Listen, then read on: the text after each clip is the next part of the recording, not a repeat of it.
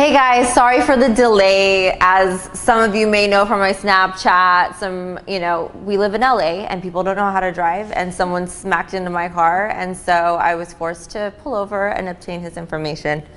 I'm okay, baby's okay, we're all okay, but there was a delay. So we're 15 minutes behind schedule, or 30 minutes behind schedule now, but we have an incredible class for you. This is going to be insane.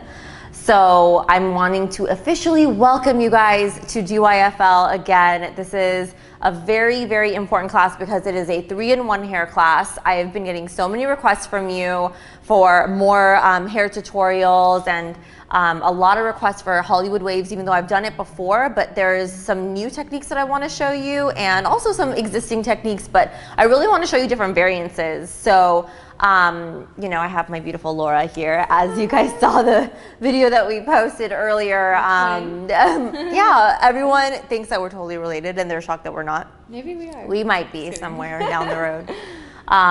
But in that video, which we'll play in just a moment for you guys, in that video, I show a very fluffy, sexy hairstyle. So that's one of the variances that I'm going to show you today. So we're going to go from a really big, fluffy hairstyle to a very sleek, classic, kind of more of a flat Hollywood wave. And then I'm going to show you how to create a vintage faux bob, all within just a couple steps. It's so quick and it's so easy, and it's amazing for hair changes on clients if you're going to be on set with them, or if they're at an event where there's separate ceremonies or separate things happening and different looks needed all in one day and you don't have a lot of time. This is one of those classes that's really going to help you.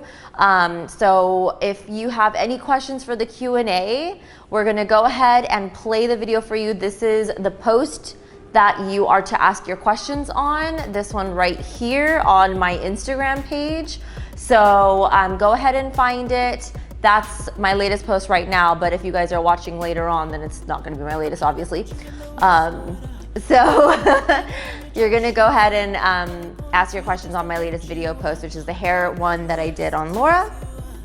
And after class, we're going to go through and we are going to see which,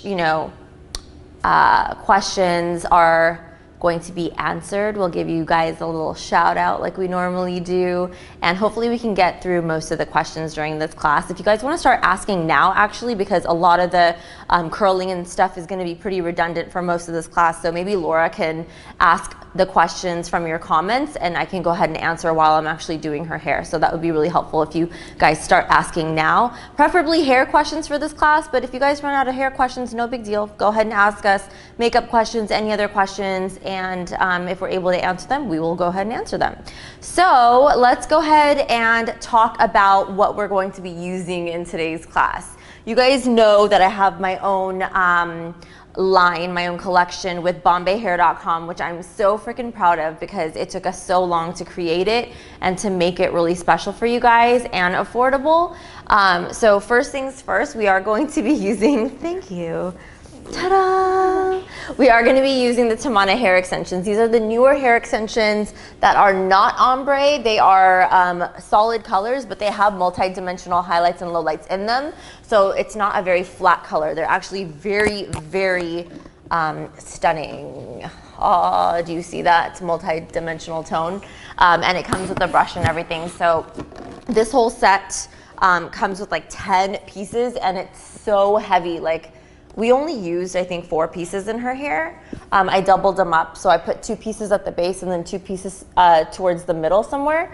And that's all we used out of the 10 pieces that come in the box, and it was so thick and so heavy. And even if her hair wasn't as thick as it is, I normally don't use the whole pack on anyone. I usually just use about, anywhere from 3 to 4, maybe 5 pieces if I really need to, but that's about it. So this is available on BombayHair.com. The color is called Espresso. She has something between espresso and black hair. It's like an in-between stage right now. The black was too black, and I liked espresso on her because it kind of created a little bit of a highlight illusion, and it separated her curl really nicely. As you can see at the end of the video, you can see her curls very, very clearly because this was half a shade lighter than her actual hair color. So we're gonna use these on her today. And the other thing that we're gonna use, as you guys also know, is the Tamana Complete Styling Set also on BombayHair.com.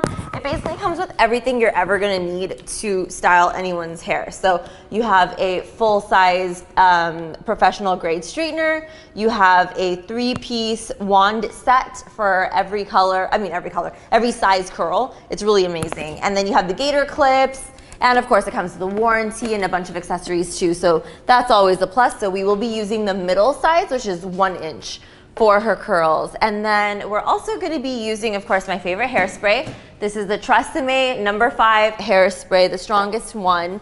And what I love about it is that if you brush it out, it doesn't feel sticky or flaky. It just kind of goes away and then your hair just feels like hair, you know? And then the other things that we'll need is towards the end of class, we're gonna need some bobby pins. So I usually buy them by the pound at a local beauty supply store. And we will also be using my favorite brush and comb.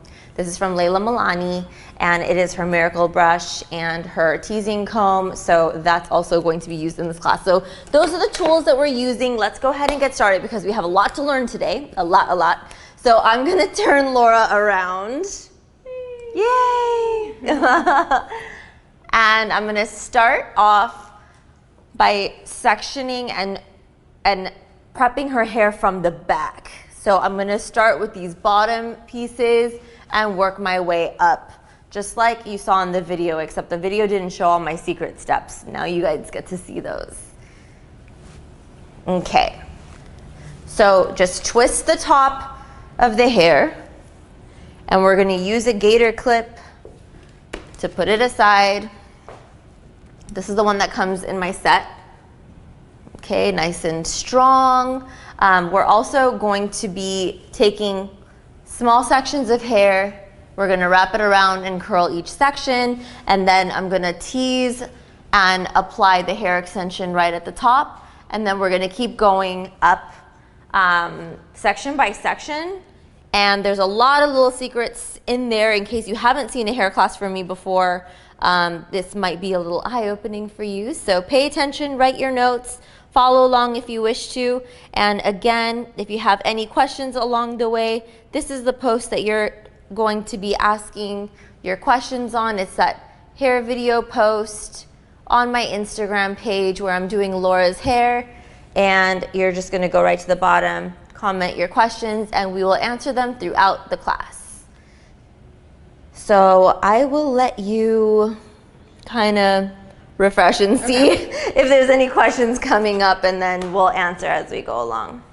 Let me put my phone on silent though, just in case. Okay, first things first, this baby is now on the highest setting. It's 450 degrees. And I'm just going to start curling.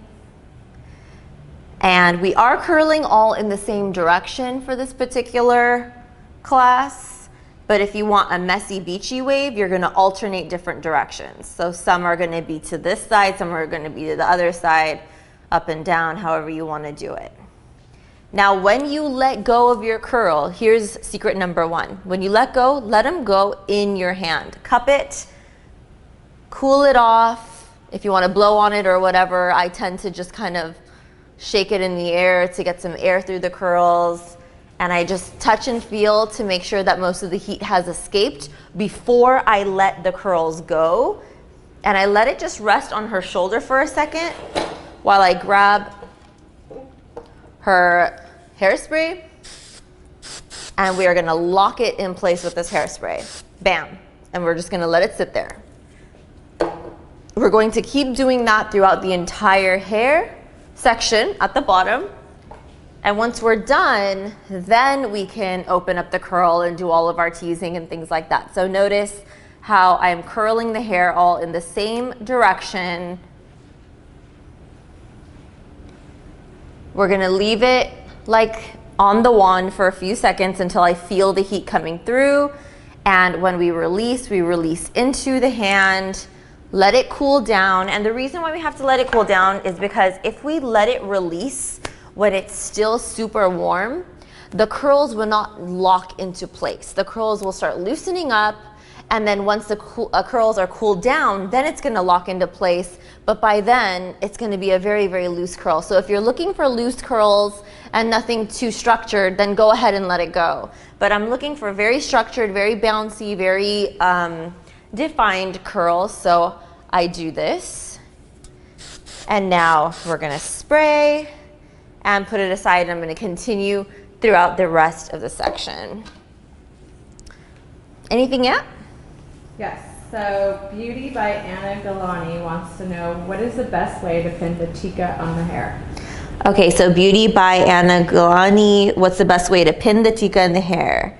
Front one and the long tika on the side. Okay, great. So the tika, for those of you who don't know about Indian weddings, that is the jewelry piece that goes on the forehead when you do, you know, bridal events and stuff like that. Even non-bridals wear tikas. It's a beautiful, like, just adornment, I guess. And the best way to pin it is to make sure that, like, let's say if your hair is a side part or gonna cover the top string part of that hair jewelry, pin it before you set the bangs. And you want to make sure that you're cross pinning. So cross pinning means that you put one pin in and then you put another pin across that pin, the safety pin, the hair bobby pin. So here's one pin going through and then here's another one going through, and it locks it in place so that it doesn't slide all over. And it also helps if the hair is teased so that the tika doesn't move. So those are just a couple of tips for you. And then for like longer tikas, or the kinds that have like the side ones that go across the forehead, same exact thing, just at the end of each piece of the tika, usually there's a loop or there's some sort of hook or something that you can pin through to the hair. So just make sure that every loose end is pinned in really nicely. Anything else? Yes, this one is from, maybe you can pronounce it. Hayusman. Okay. A lot of clients have thinning hair, especially at the crown. How can you hide that while styling their hair? Okay, so she's asking about thin hair at the crown. How do you hide it? So usually what I like to do with clients that have very thinning hair at the top of the head, I like to tease a lot, of course. But another thing that I do is I add eyeshadow to the scalp so that you can't see the scalp and the hair just looks thicker that way. There's also sprays out there that are like fiber hairsprays that are colored and can hide baldness. But the thing is, there's not a whole lot of control over where that goes. If someone has highlights and things like that, it's gonna get all over the highlights. So I don't really use those. I literally just take a small brush, dip it in some brow powder or dark blackish brown eyeshadow, and I like pat it into the scalp so that the hair just looks thicker there. And then as far as like putting extensions on the crown, I don't recommend it because then you'll be able to see the clips. And if there's not enough hair for the extension to hang on to, then it's gonna be a little bit disastrous. So don't put extensions on the crown area, even if the client's hair is thin. One more question. Okay, this one's unrelated to hair, but Liza Himdi wants any chances you'll visit Canada, Montreal? Liza MDI, Liz Ahmedi, I think. Any chances I'll be visiting Canada? Probably not, only because of baby. I'm not planning any more trips, especially after my masterclass next week. I can't believe it's already going to be next week. I'm so excited! And that too was like such a random thing for me. Everyone was shocked that I was doing it. I just really wanted to do something special for my Bay Area peeps. But Canada, I don't think I'll be coming anytime soon. We'll have to revisit that when the baby's old enough to travel with me, because I don't think I will be comfortable going anywhere without her. So we're now working on the last piece on this bottom section here. And let it cool down again. I'm feeling the temperature. We're gonna spray it, lock it down. Okay, so now you can see all these little ringlets right here in the back. Next, we have to tease the base and start teasing the rest of the hair, because remember, the first look is going to be that really fluffy, big look that I posted earlier this morning. So starting with a couple of pieces, I like to put 2 to 3 pieces together. I'm going to tease the base. So we're gonna get a lot of height out of this. Do you see that already, how it's like sticking up? It's pretty cool. I also like to tease the top part like this, because I'm going to be clipping extensions in there and I need it to be nice and rough. And of course, I spray where I tease so it does not move. Now I'm separating the curls, putting them together, the waves, and I'm teasing at the base of each wave. And the ends, I'm just brushing out and giving them a little fluffy tease as well. So basically, this little accordion is how the waves need to look, okay? And then spray it very well. And we can now move on to the next section. The middle 2 pieces, giving it a good tease. Make sure your teasing is going all the way to the base of the hair. I'll give you a little bit of a side view so you can see how strong I'm teasing. Okay. Spray the tease in place. Now I'm separating these waves. And underneath each wave, I'm giving a little fluff tease. And at the ends, I'm brushing them out and giving it a little fluff tease as well. And I'm just gonna go ahead and kind of match it up to the previous section. Do you see that accordion? And a good spray. Gorgeous, looks huge already. And same thing here, giving it a nice spray. After I tease, spraying, we're gonna separate the waves. And I'm just teasing under every wave and brushing out the base. I mean the bottom, not the base, the tip. All right. Now the whole thing is being sprayed, and now you can see from those tiny, tiny ringlets, we now have this huge, fluffy, curly wave going on here. Now, before I move forward, I'm gonna go ahead and start installing some of the hair extensions. So we're gonna figure out which ones are gonna fit the best on that base. That would most likely be the 3-clip ones. So this one is the 3-clip one. I can actually probably double up a 3-clip and a 4-clip on her here. Let's see if the 4-clip one is going to be too long or not. Too wide. This is the 4-clip. And yes, that does work. So I'm gonna go ahead and double up a 3-clip and a 4-clip together, just so that I'm not going all the way up her head. I don't want it to weigh her hair down. I want it to really just fall nicely towards the base of her hair, nothing too much on the surface. So now what I'm doing is I'm just brushing through. These are the ones we used in the previous shoot that you guys saw on our Instagram pages. So I'm just brushing it out. There's hairspray in here too, which you can't even see because when you brush it out, the hairspray goes away. It's awesome. Look how nice and thick this is. Oh, Lord. Okay, so now I'm gonna apply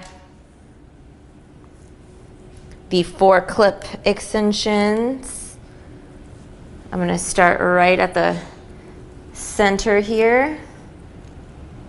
Dig the clip through and snap it shut. Dig the clip through, snap it shut. Make sure it's digging right through to her scalp. Otherwise, you're not getting a good grip. And then I'm gonna take that other one, the 3-clip one, And I'm gonna clip those in the gaps between the previous 4 clips.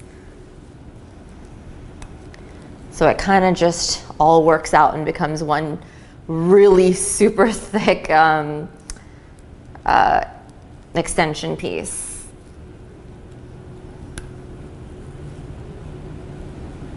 And one more thing that I like to do, especially when you're doubling up extensions because it gets really thick and it could feel heavy, what I like to do also is take some bobby pins and actually pin the extensions together so that nothing accidentally moves.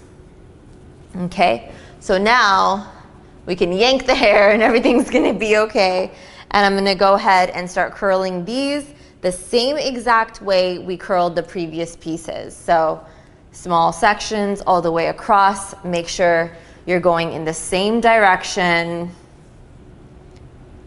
letting it really heat through. Now these extensions have been curled before,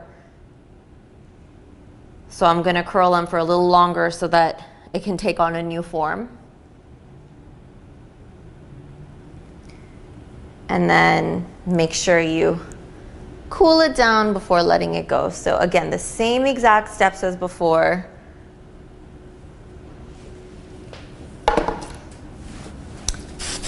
And we are gonna spray each curl separately. Okay. If you guys have any more questions, go ahead and comment them on my latest post on Instagram. It's the video where I'm doing Laura's hair, and we can go ahead and answer some more questions. Okay. Hiba_con01 says, do you have hair extensions to match caramel low lights? And if yes, what color would be best? Oh, okay. So go, she's asking about caramel low lights. Go ahead and go to bombayhair.com and go to the ombre section. The Tamana ombre hair extensions is what they're called. And there's some that I have that are caramel to blonde highlights, and there's also some that I have that are like almost espresso black to caramel highlights. So it depends on what the base color of the hair is. So you're gonna have to go and check that out. Otherwise, if you want like a solid hair extension color that your existing highlights can just blend into, we do carry the color caramel, and you'll just have to make sure you see the site to see which tone matches the hair best.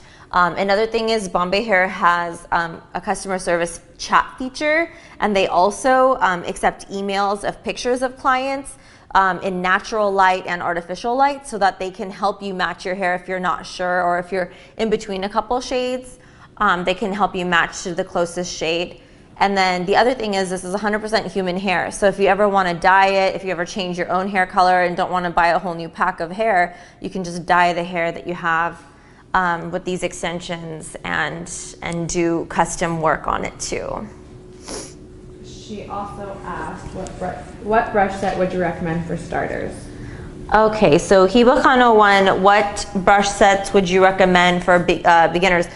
For starters, I would say definitely go to morphebrushes.com because they have sets that are so affordable, it's ridiculous. Like, I've never seen such a good like quality for that kind of pricing. Plus you can use the discount code DYF and save even more. As far as the collections that I like the most from their page, I would say if you go to brushes by type, there's a dual fiber brush, there's the Pro one, and then there's also, what else?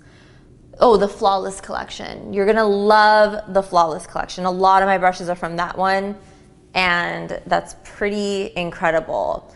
And I do use a lot of the same brushes over and over again in my makeup videos. So if you want, go ahead and watch one of the makeup videos, and I list every brush while I'm teaching. I talk about each brush that I'm using. So you can write them down and kind of create your own set because they're all very, very low price. You can literally create your own set for such a good deal.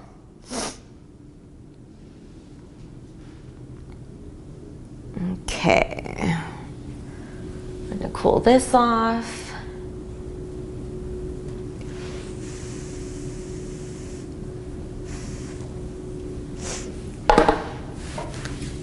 spray this before it opens up.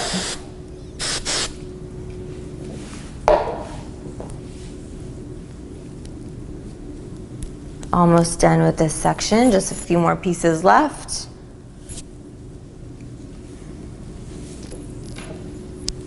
Okay.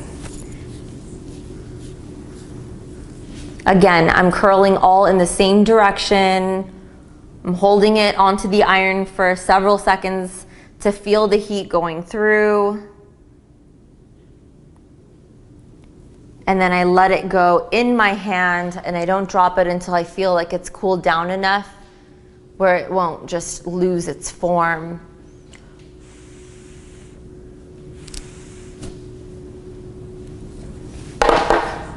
And spray. Any others? Just a lot of comments saying that we look alike and that Oh, that's so funny. Yeah, I know. We so look alike. It's hilarious because I don't think we ever noticed it until we like met each other. And then even then I still didn't notice it until I did her makeup for the first time. And I literally made her look like me. It was the funniest thing.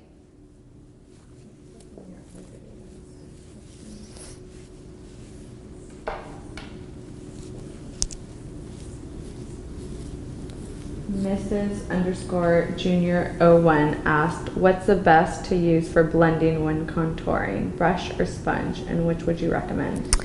Okay, Mrs. JR01, okay, what's best to use for blending when contouring? Okay, so between a brush and a sponge, it's a personal preference. I'm used to using brushes. I'm very old school. I've always used brushes. I love the feel of a brush. Sponges I've been using lately because I'm trying to keep a more open mind. And honestly, a sponge is really fast. Like, I have blended people's contour so quickly with a sponge. The only thing that's a turnoff for me is having to wash that sponge so many times until like all the color is gone, because the sponge retains a lot of that stuff inside and you can't see it. With a brush, at least you can separate the bristles and really get in there. But a sponge is a little bit tougher, so it kind of freaks me out a little bit. But I guess as long as you're using the, correct thing to clean the sponge, like they have the solid cleansers from Beauty Blender and stuff, that's what I usually use. Or brush shampoo actually works really well for sponges, then it's okay. It's just a pain to do it. So personal preference. Hayusman asked, what do you think about heat protectant? Hayusman asked, what do you think about heat protectant? Okay, so I remember answering this a while back, and I don't know how any of you felt about my answer, so I'll just answer the same thing. I'm not a very gimmicky person. I don't usually use sprays for face either. Unless it smells really good and it's just like a nice aroma for my clients, But I feel like with the techniques that I use and with the tools that I use and things like that, it's not really necessary. So like with the hair, for example, the tools that I'm using are not damaging. They're so high grade. And I feel like even with the heat protectant, if you're going to be using heat on your hair all the time, obviously there's going to be some degree of damage. And one thing that I noticed is if you're going to spray a heat protectant and it's still a little wet on the hair and then you put a hot iron to it, it sizzles. That's never good for your hair. Even if it says it's a protectant, it is never good for your hair to sizzle when you're using an iron on it or anything like that. So I don't know. I feel like it's just gimmicky and it doesn't really help. If you guys have found one that you have seen proof that it actually really helps, then please do share with the group by commenting on the post so that people can see your answer. But my answer is I don't use one because for me, it's one of those things that just seem really gimmicky. Sharina_Singh asked, when using hair extensions for your clients, is this something you provide as an artist or something they bring with them? Sharina's asking if I provide the hair extensions for my clients or if I ask them to bring it. I tell them to bring it, and it's on the contract as well. They don't have to bring it, but I tell them that if there's a specific style that you want that requires volume and you have thinner hair or whatever it is best to have extensions handy. And if my clients ask me, well, which ones do you recommend? I'll go ahead and tell them to get these, because honestly, not just because I made it, these are literally the best I've ever used in my entire life. So I would never recommend anything else. So yeah, I tell them to go ahead and buy it. I do have an exclusive coupon code for my clients and my students, which is not a public coupon code. But yeah, I offer that to my clients and my students so that they don't have to pay full price for these. And they can get it shipped, you know, even if it's like right around the corner. I do my magic to make sure that they can get it in time. And in my salon, I do not sell product. So I don't sell my hair extensions or anything to anyone. It's just online. Like BombayHair.com is just an online boutique. It's not sold in stores. So they would have to order it online. Okay. So now we are done with these sections here. We've now fully curled the hair extensions. We're gonna spray them down, cool it off. Now you can see these crazy, crazy curls, and they're locked into place. These are all cooled down here. So now I'm gonna go ahead and fluff these up. So I'm gonna take maybe 3 pieces at a time, and I'm gonna start just fluffing them up by teasing each wave. And I'm going to separate it because I don't want it to look all coiled up or anything. So we're doing a little separation, a little extra teasing underneath every single wave. Do you see how that kind of just fluffs it up and opens up the wave so that it doesn't look so stringy or anything like that? It ends up looking really sexy. So that's one complete section. I'm gonna go ahead and spray it so that it doesn't open up too much. And we're gonna take the next section, 3 pieces right here. I'm gonna do a little separating while I'm teasing.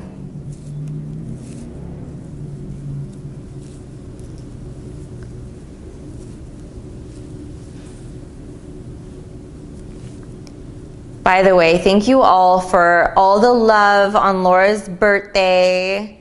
The snaps were pretty lit from the weekend and it continued going. It's so fun. It's so funny. Yeah, your comments were amazing, and the surprise was just so crazy. I can't believe we pulled it off. I was so scared that she was gonna like catch on. I know, I remember I'm like so good at being sneaky and finding things out, but I have no clue. No. She played it off well. I saw her like the day, or no, 2 days before our flight to Vegas. I mean, obviously I got to Vegas earlier than her, so she had no idea I was there. And then I was like, Laura, I don't think I'm gonna see you on your birthday. I'm not gonna see you before your birthday. And she was like, oh, okay, I guess I'll see you on Wednesday for the class. And I'm like, oh, happy birthday. Like, no gift, no nothing, just a hug. Oh, man. That was funny. You played it off well in Tahiti. I had the best excuse because of the pregnancy. Like, seriously, that's my excuse for everything. And like, you can't argue with a pregnant lady. Like, you can't be like, what? You can't come to Vegas? Oh, so funny.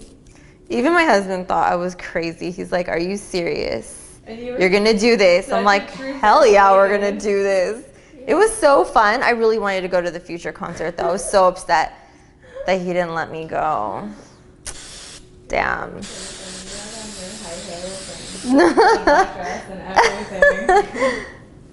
Any excuse to get glam. Good times, good times.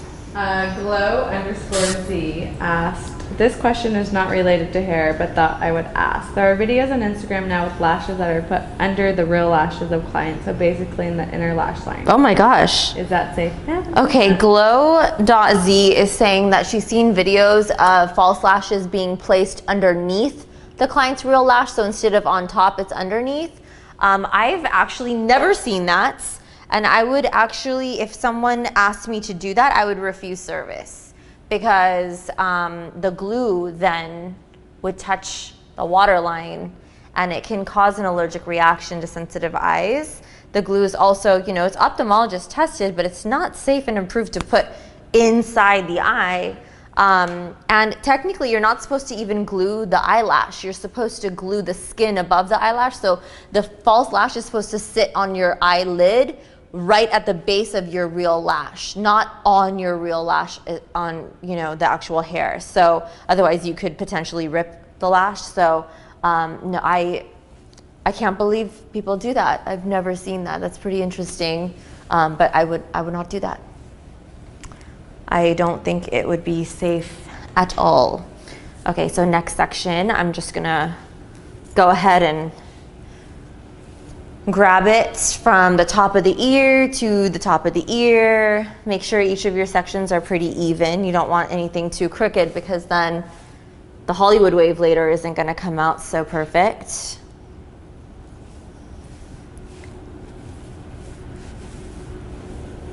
All right, I think we're good here. I'm gonna twist it up and put it aside. And we're gonna go ahead and curl all this. This is her real hair. And then after we curl it, we'll put one more row of the hair extensions, and that will be it for the hair extensions. And then we'll just keep finishing up with her own hair, and then I'll show you what I do at the end. And in the meantime, if you guys have more questions, go ahead and ask them on my Instagram. Okay. So we're just curling, same exact way. Same direction, cooling it off.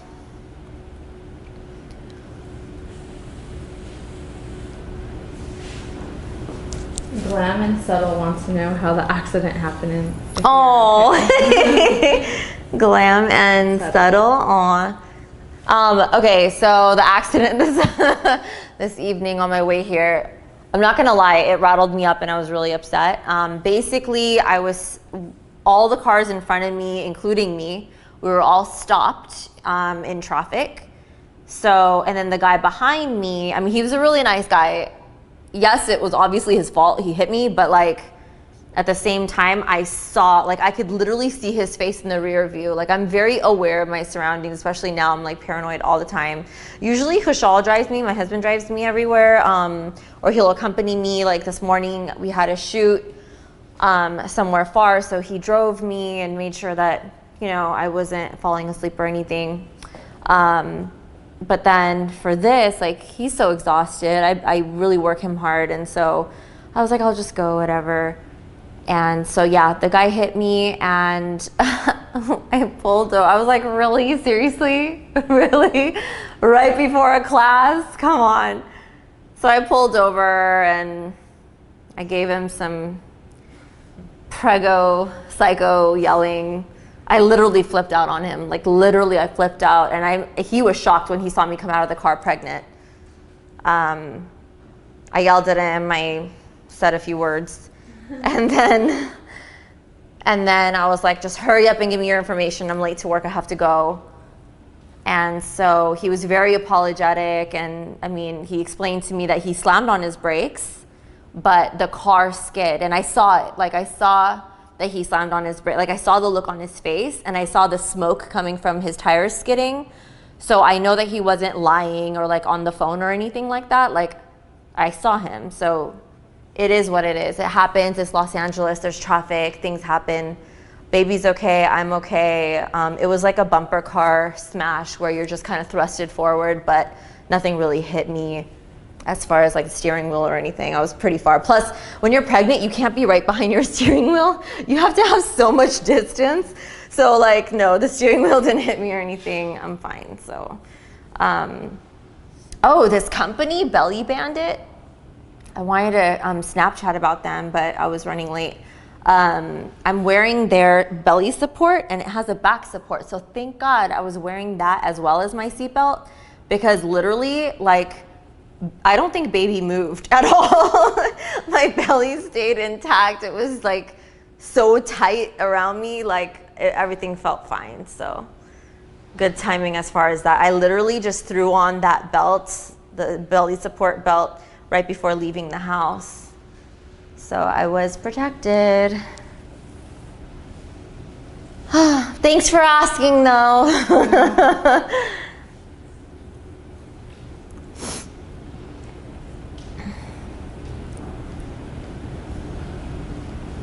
You can read this one. I cannot pronounce Okay. Shura Pakarawan is asking, how much time should a hairstyle like the one you're doing right now take on a client? Seems to take a long time, so I want to know how to manage time. Also, do you tell your clients how much time it takes you? Thank you, and tons of love to both of you. Aw. Okay, so good question about timing. I love answering questions about timing because that's like a really big one.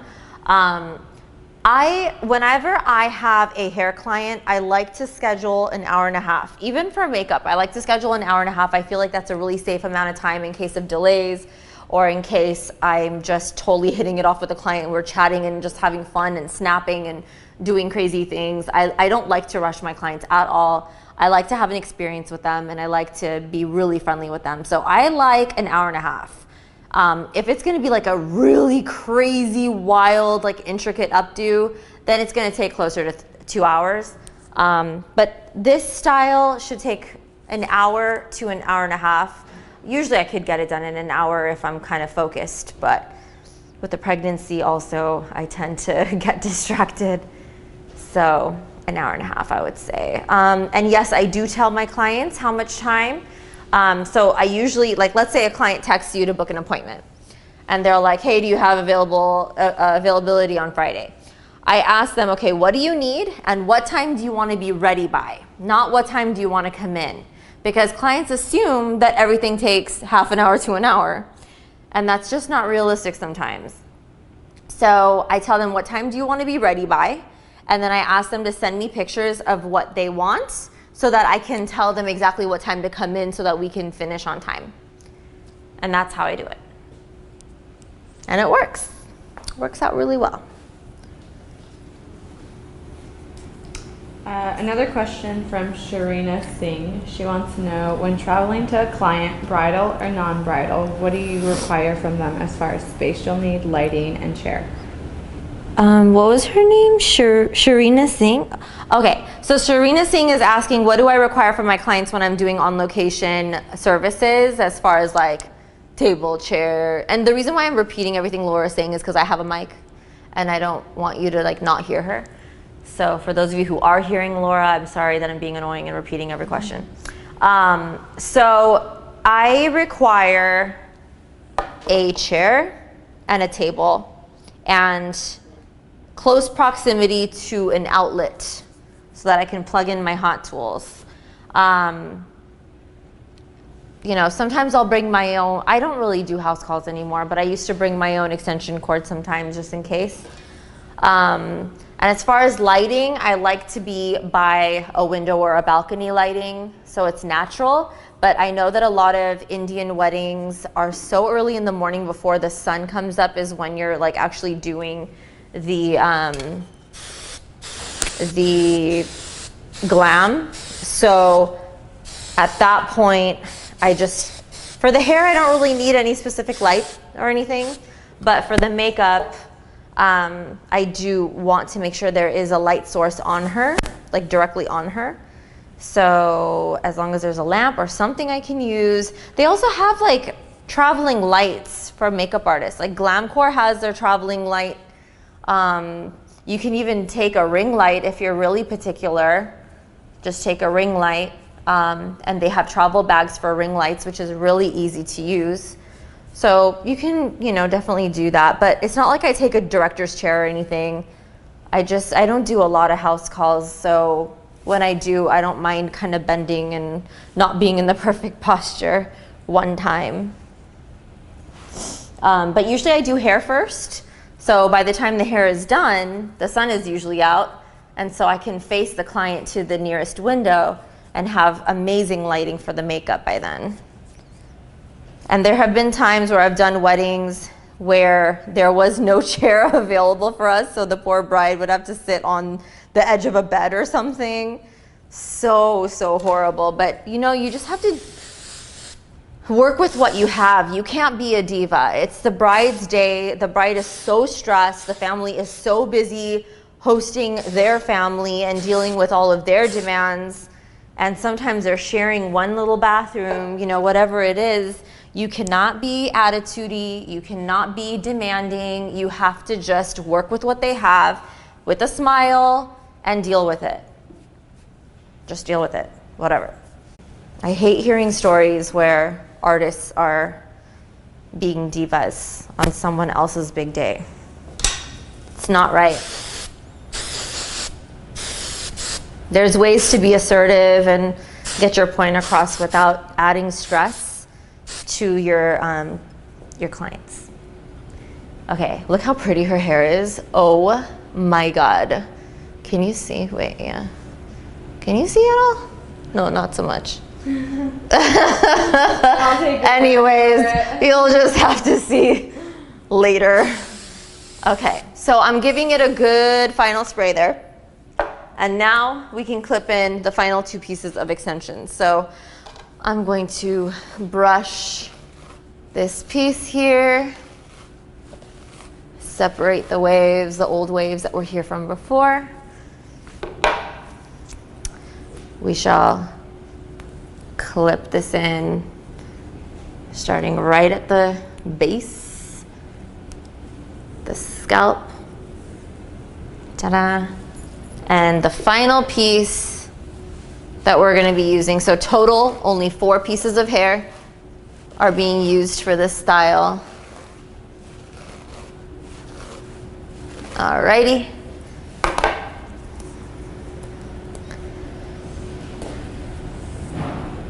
And right in between the previous clips, I'm sticking in these clips.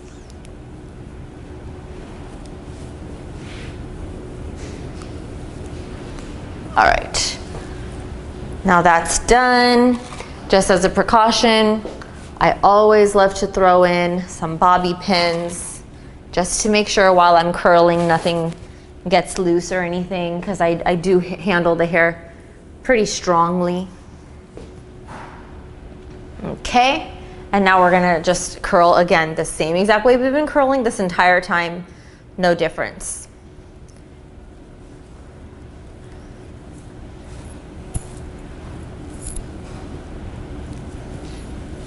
All right, let's see any more. Toral Khatao. Hi, first of all, I'm watching live for the first time. Feels awesome. Hey! Love your work and all the best for your baby. Thank you. I want to ask, I've tried the similar method, winding tight, cooling, spraying, yet my curls open up and don't stay long. Is it because it's humid here in India? Do I need to use any product for it to stay long? Humidity is the hair's worst enemy, I'll tell you that. It can undo pretty much all the strong curls you create in it. If you do have access to this hairspray, I would say it's one of my favorites for humidity because it actually says all day humidity resistance on the can. So it is anti-humidity.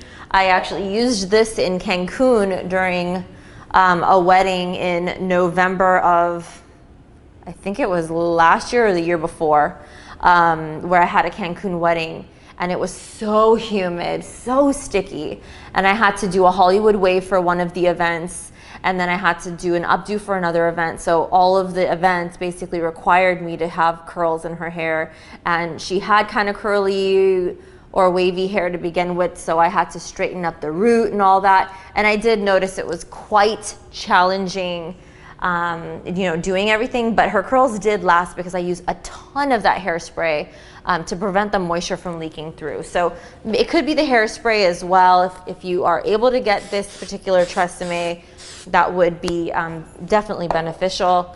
And then of course, another thing you could do to just try to see if that makes any difference is when you're curling, here I'll show you.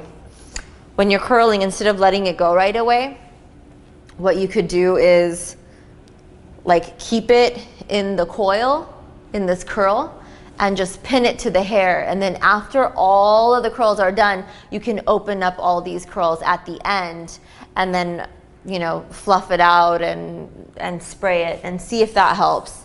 That is supposed to be a much more longer lasting method.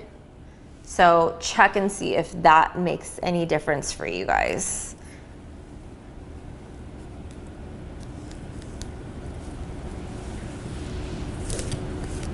Okay.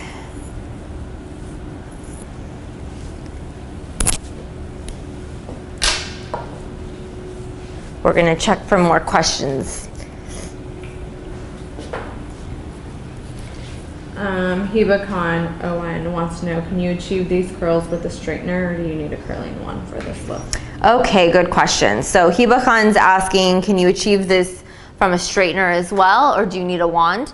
For this particular series of styles that I'm doing with a vintage like Hollywood wave, you would need an actual curler. So a round wand like this or an actual curling iron will do the trick.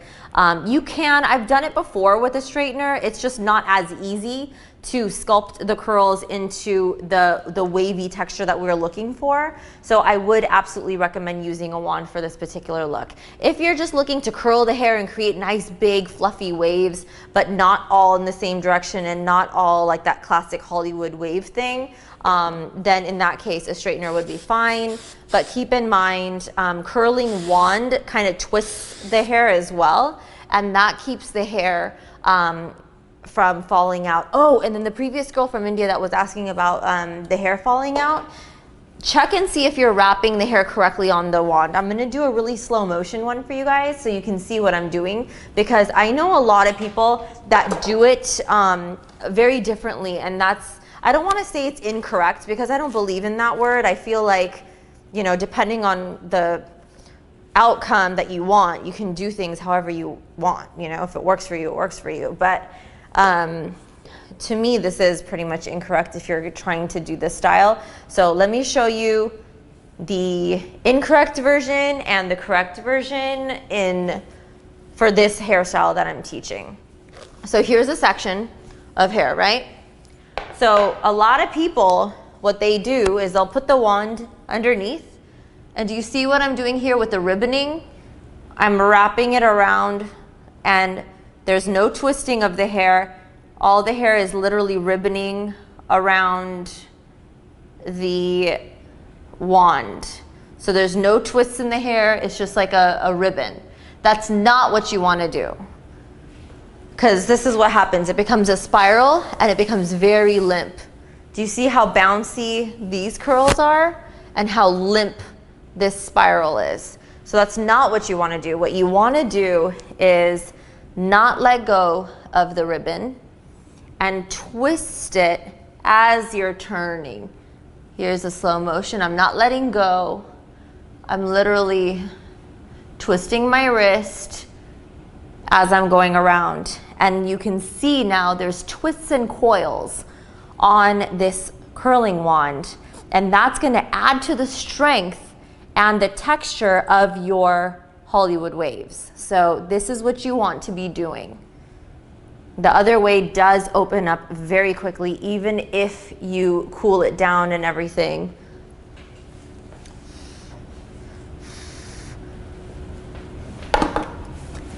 It will open up. So all right.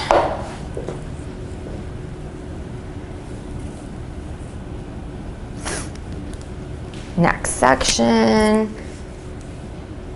Glowzy is asking, do you curl the real hair with the extensions ever, or is it best to curl the extensions separate and then the real hair? Okay, so sometimes so the question was, do I curl the real hair mixed in with the extensions ever, or do I do it separate?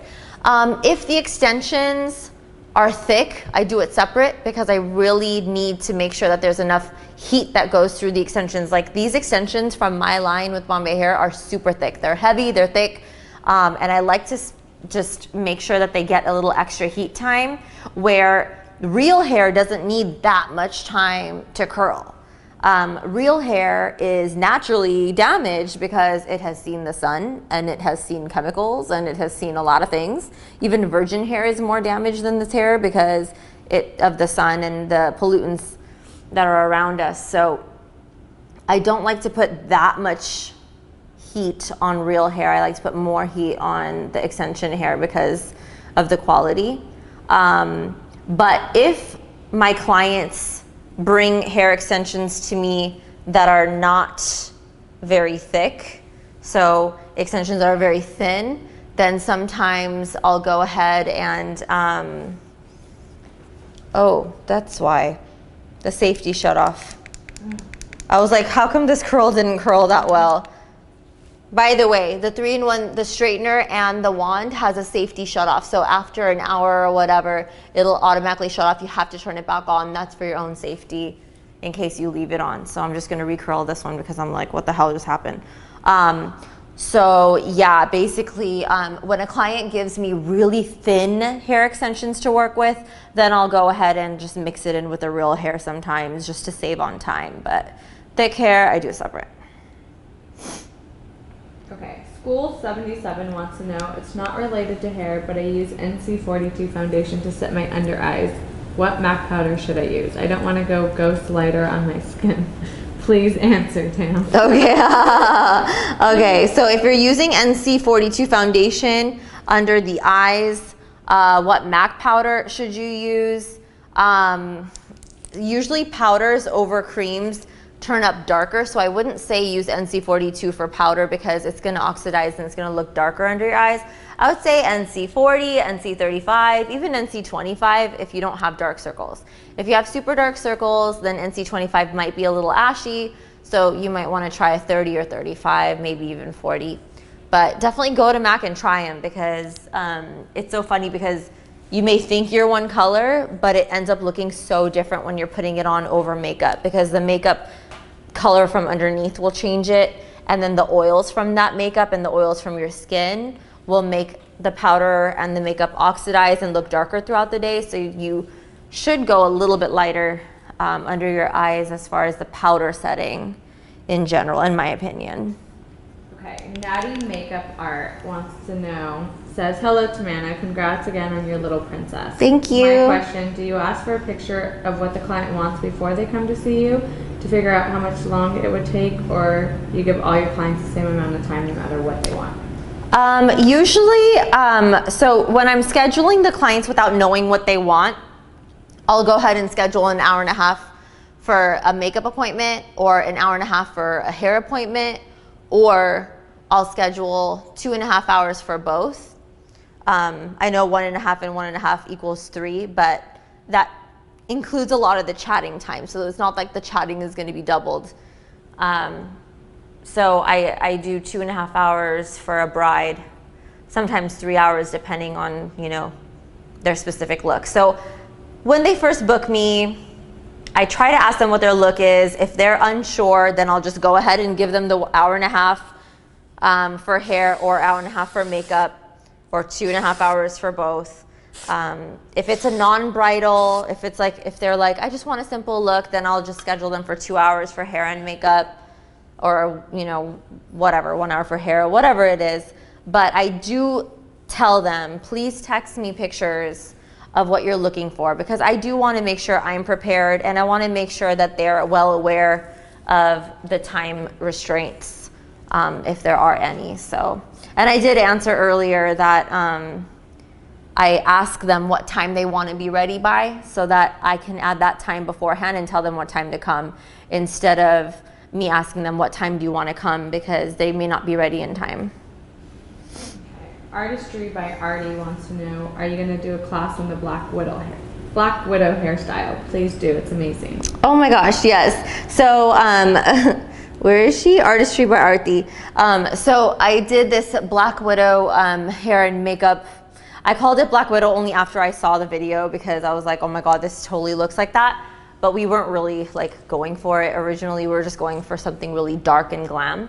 Anyways, so the good news is we did record the entire process, and I did want to fill you in about my maternity leave. A lot of you guys have been emailing customer service asking about what's going to happen with me because of, you know, the baby and everything.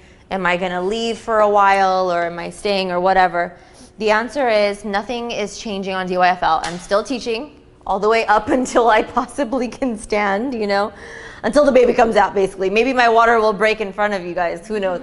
So, you know, I'm going to continue teaching every week, but as we get super close to the due date, inshallah, I will not be able to teach live. I will have to do pre-recorded classes, which I've already filmed a ton. Just, I would say, from January to February. So that 1 month period right there will be pre-recorded premium classes. So one of those classes that will be aired during that time that I'm on leave is the hairstyle I did on Angel Hisjan, that kind of a side, very, very glam updo. So we are working on editing that video so we can have it banked for you guys for that time. We also have a ton of other amazing premium hair and makeup content that we will be airing during the time that I won't be able to do it live. But yeah, I've been preparing for this day, and so for the past so many months, we've been recording a lot of the things that you've been seeing pictures of and quick videos of on Instagram, but we actually have the long class version that I'll be, you know, able to show you later. So the answer is yes to your question, that and a whole lot more. It's going to be actually, you might even like that month better than the normal months. I hope not, because I love doing live, but you guys will understand. Okay. Any other questions? Yep. Well, this girl needs to make an appointment for next year, so she wanted to get your attention. Oh my gosh, how funny. There's a few questions from people wanting to book makeup appointments. I don't book makeup appointments more than, I mean, non-bridal makeup appointments, I don't book it more than 2 weeks in advance. I cannot plan ahead. So non-bridal, 2 weeks in advance or less. Bridal, 3 to 4 months in advance or less. But just so you guys know, as far as those of you who want to book me, I am, for actual clients, my maternity leave starts Thanksgiving, and it continues on until well after baby's born. So most likely until March. So it's going to be a long leave from clients unless I just happen to be available and not popping at that moment or not sick at that moment or whatever. Then maybe I'll do something, but I will not really be booking clients most likely. So for those of you who are looking for 2017 appointments, I'm not booking those. I'm not even really responding much to that because I don't know what to say. I have no idea what this baby is going to bring us as far as how hard life is going to be or how easy it's going to be. I don't know. I've never been a mom before. I'm the only child, so I have absolutely no experience with babies or anything like that except for my nieces and nephews. So everything's a question mark. I can't even answer at this point. I'll know after the baby's here, like what I'm looking at. I know that sounds so like vague, but whatever. Olivia Hijaz said, "Hi Tamana, absolutely love the hair so far. You're amazing. Aww. I was wondering, since this video is focusing on hair, what shampoo and conditioner do you recommend? I'm constantly putting heat, so I want something that will also help my hair as well. Also, you're such an inspiration, and I wish you success." Love you. Thank you, Olivia. Okay, so your questions regarding shampoos and conditioners, basically hair care products, since you use a lot of heat on your hair. Again, I have to say, when it comes to shampoos and conditioners and things like that, you know, I have my favorites, but you don't have to spend a whole lot of money to get like a good result. One thing that I used to do while I was in high school and teen years, I used to switch my shampoos like every month so that my hair can have a fresh feel. You know when you use a new shampoo and it's like amazing, but then you use it for like a year and then it just doesn't do what it used to do? You have to kind of switch. But one thing that I realized in the past several years is I found the ones that just kind of work for me. And I'm a Tresemme girl, I have to tell you. $5 shampoo, after all of the $50, $60, $70, $80, $90 shampoos that I've tried, this $5 Tresemme volumizing shampoo has been my favorite. And then since I've had silver hair and blonde hair and purple hair, I also use Laura CK's, oh, I love it too, her brightening Marilyn shampoo. It's the purple shampoo, and that deposits a little bit of purple into your hair so that your blonde becomes blonder. It takes away yellow tones and nasty brassy tones, and that stuff is amazing. But as far as like protecting your hair and like repairing it, if you're looking for like a treatment, I would recommend, if you have a friend that has her cosmetology license, or if you have means to go to a salon and get this done, do a deep conditioning treatment with, oh my God, what is the name? My pregnancy brain has stopped. Like a hair mask? It's a, shoot. I will find out the name actually right now. It's on my phone. I have it at home. I can't believe I can't even think about the name. What the hell? Olaplex. Olaplex. Go to Cosmoprof or one of those high-end salon supply places. Get Olaplex treatment. They have treatments that actually you can mix with your hair color to prevent major damage, or they have treatments that actually that you could use as a hair mask, or a deep conditioning treatment with a blow dryer and a shower cap for a little bit, and then you wash it off. Olaplex is amazing. So that's one thing that's like a true, like a deep conditioning type of treatment. It's really incredible. So ask about that. But as far as like shampoos and stuff, I'm not super picky. As long as it works for you, that's the biggest thing. And I know a lot of people are against sulfate shampoos, the kinds that lather up like soap. There's sulfate-free ones, which are less damaging to your hair. But when I wash my hair, I like to feel the lather. I like to feel that it's totally clean and squeaky. So I prefer sulfates in my shampoo, personally. Yeah. Do you use sulfate-free? Yeah. Yeah? Otherwise my hair feels plasticky. Oh, no way. But I only wash my hair once a week, so. Yeah, me too. I don't wash it often at all. I try to go as long as I can without washing, because washing will strip your hair of all of its natural oils. It needs those vitamins, so don't overwash. Okay, so Laura is one of the girls that uses one of them that uses a sulfate-free, because she just said that her hair literally feels like plastic if she uses regular shampoo. So everyone's hair is totally different. We're all made up completely different. So you literally have to try different things to see what works for you. Raj_henna_studio wants to know what size wand should be universal. What do you recommend to buy? Raj_henna_studio, what size wand is more universal? I would say the 1-inch wand. If you had to choose one wand that you would start off with, I would say 1-inch. My set actually comes with 3. So you get the 1-inch, you get the 3/4 inch, and you get the 1 1/4 inch. Those are the 3 most used.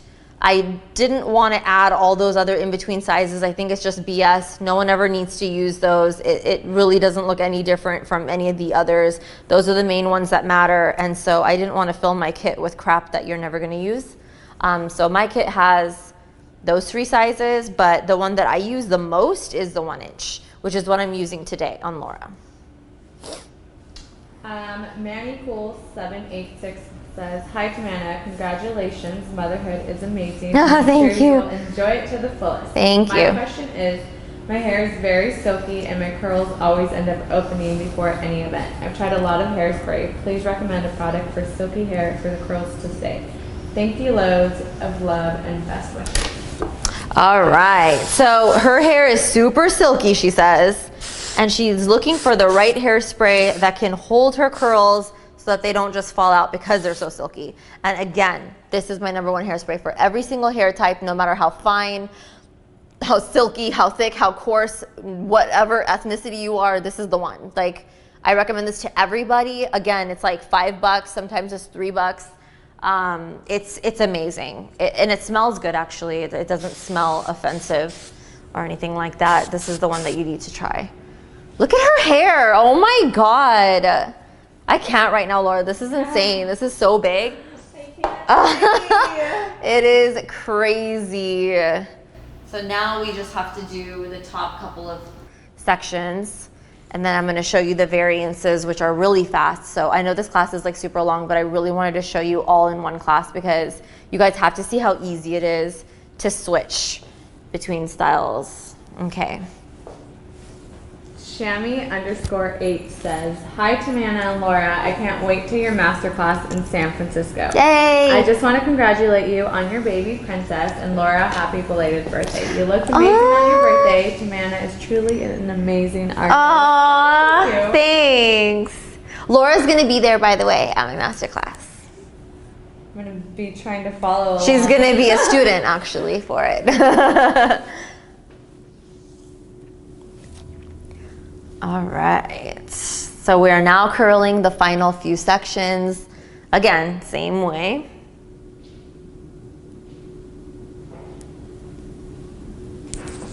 Cooling it off and letting it down.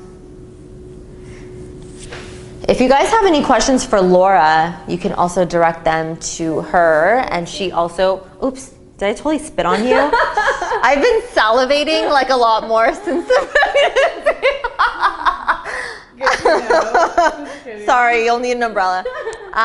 So yeah, if you have any questions for Laura, you can go to her page. She also posted the same video, and you can ask her some stuff if you're interested. She looks so much like you. It's crazy, sister. Just another quick question. If someone has very thin hair and needed to buy a curling wand to do the waves, what would you suggest? Okay, so School 77, if someone has very thin hair and needed to buy a curling wand to do the waves, the same exact thing. So no matter how thick or how thin someone's hair is, this exact technique will work on everybody. Everybody. If you do it right. And the wand size depends on the hair length. If someone's hair is super short, then I would do the smaller wand, the 3/4 inch one. And if someone's hair is anywhere beyond like shoulder length, then use 1 inch. And if someone wants very loose waves, then use that biggest one, which is the 1 1/4.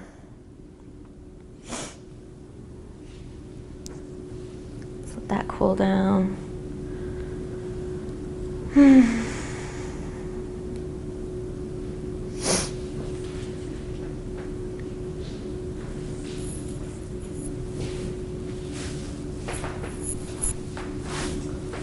Shivani_24 says, dress your face. Will you share the items you have in your kit in the future? I know you did the makeup kit tour, but individual MAC shadows and lipstick that you have in your kit.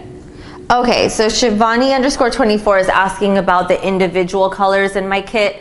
I don't know if that will even be helpful because in my MAC palettes, those individual colors, I literally bought them like 10 to 15 years ago. They're so well, not all of them actually, because there's a lot that I used a lot and I've replaced them over the years, but there's some of them that are about like anywhere from 5 to 15 years old, and a lot of them are limited edition or have been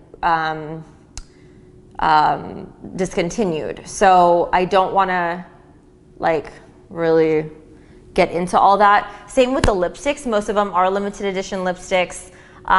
Those are the ones that I like to keep in my kit like that, just for fun. But I normally don't really use a lot of my MAC shadows anymore. And when I do, when I have classes, the ones that I use, you guys know. And I always state that. So I don't know if I'll, you know, I have 2 What's in My Kit videos out already. And I haven't really changed my kit too much since then. And as far as the palettes are concerned, I do use them on Instagram. I always list them. And then of course in all my videos. So you guys should have an updated list already just based on my classes. But if anything major changes in my kit, I'll definitely do more updated What's in Your Kit videos in the future.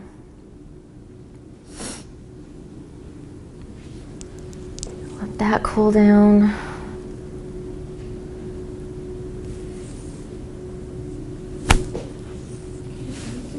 So your hair is getting bigger and bigger.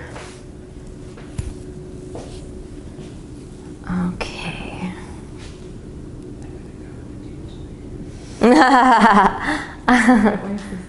You cannot waste this hair. You have to go somewhere. Show the world. I know every time I have a model on DYFL, it's like random day during the week. It's like never on a weekend. So I'm like, I hope you have dinner plans. Don't waste this makeup. This person says, no need to mention name, but hi Tamana, how will the hair look different if you use a curling wand with a tapered tip? Huh? Okay, hi Tamana, how will the hair look different if you use... Oh, okay. So there are there are curling wands that are thicker at the base and thinner at the tip. Those wands actually give a tighter curl at the end. So it's going to be a thicker curl at the base and it'll get tighter and tighter and smaller at the ends. And that's how the hair is going to change. I mean, I'm not like a huge fan of that. That's why I didn't include any of that in my kit, in my hairstyling set with Bombay Hair. I feel like when that happens, the hair ends up looking a lot shorter. And so I'm just not a fan of that look, so. But that's how it changes. Basically, the roots become bigger and the ends become tiny, tighter curl.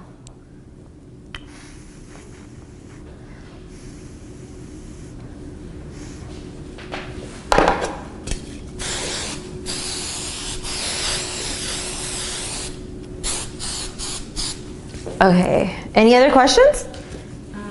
We answered most of them. Cool. People are still just saying we look alike. Our number one comment, that we're twins. Even when we go out to eat together, like the people that seat us are like, are you guys sisters? Or are you guys twins? We should just say yeah. I mean, it's just gonna be so much easier, right?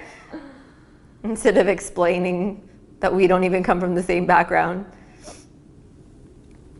We'll be half Indian, half Afghan. Well, I guess a quarter, or 33%.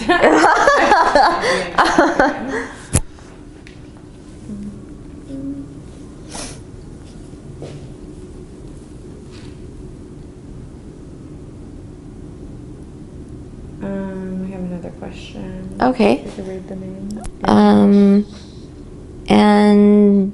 And Nisha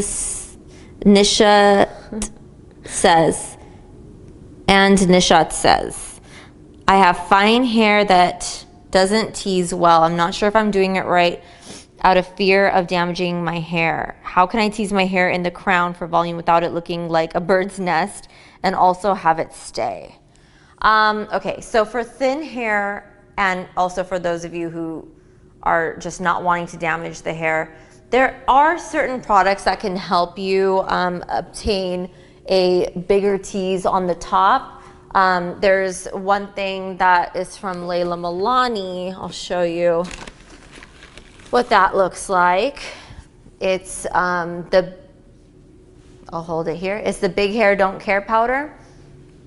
And this is basically a white powder that you just like tap onto the roots of the hair like that. Looks like salt. And then you're just supposed to like shove it with your fingertips.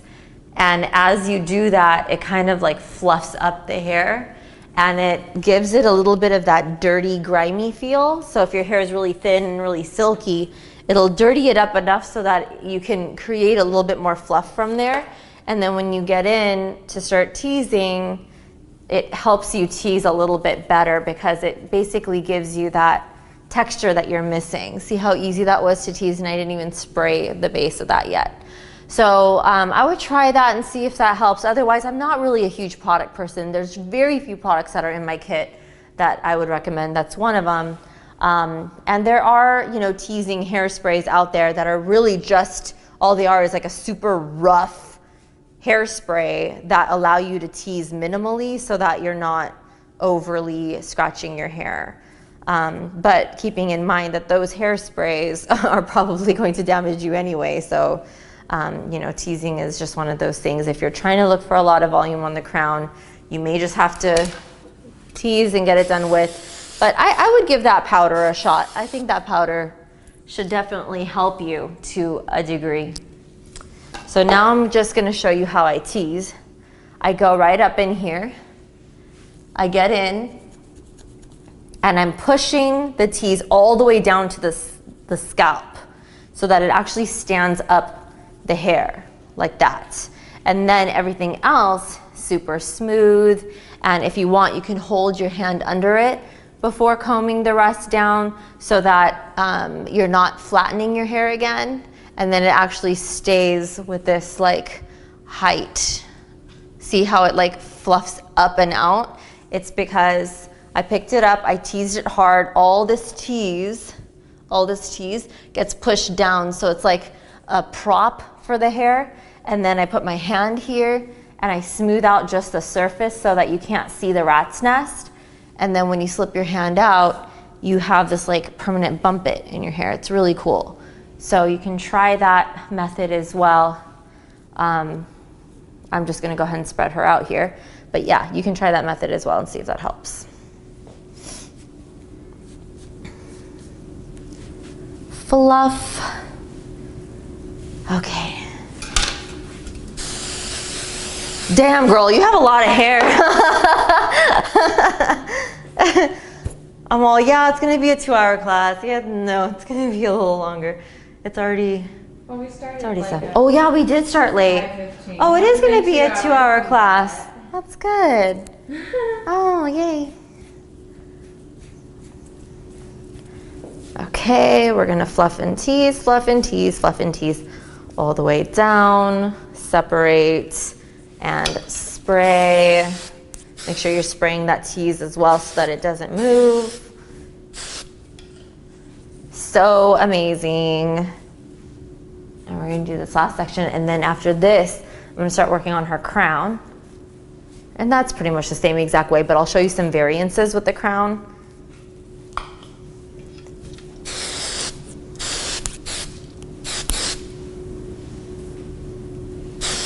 Okay, so this is where I ask my client, if she hasn't made up her mind yet, I ask her, okay, do you want to have a middle parting or do you want a side parting? And if you want a side parting, which side do you want it? If you want all back, do you want a poof? Like in the video that we posted with Laura, I gave her a poof back here. So I can show you how I did that as well.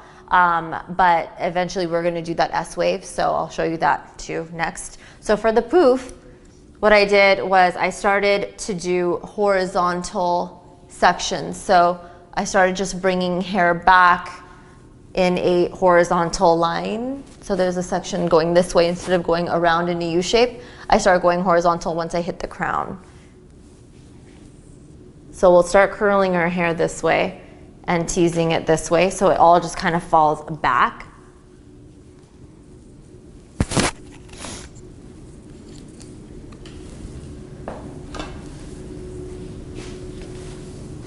Okay, can I have you look up a little bit? Yeah, beautiful.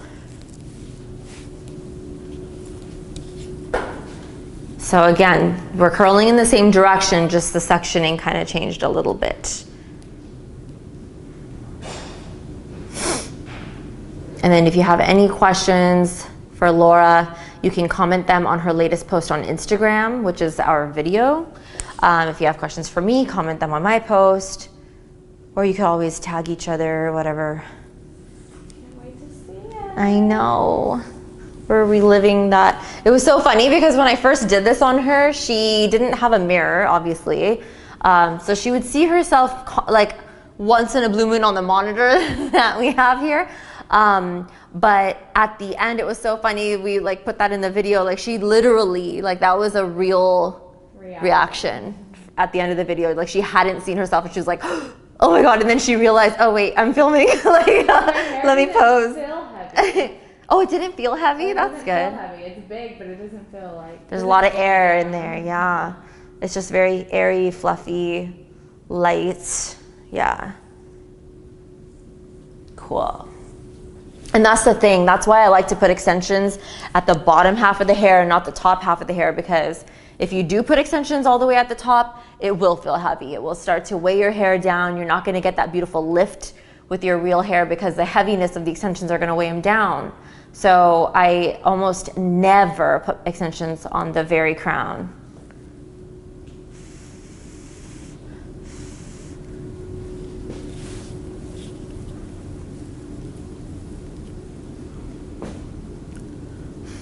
Almost done. How's all this hair gonna sit in the bob? Oh, I know. I'm going to have to remove your extensions for the bob. Or maybe not. Who knows? We'll see. We'll see if we can handle it. Yeah, it's a lot of hair for a bob. And tease the base. Spray. Line up the waves.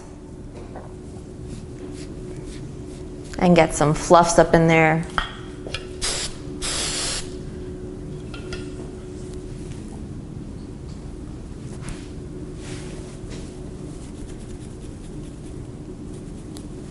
Teasing, lining up the waves and fluffing them out, spreading them out.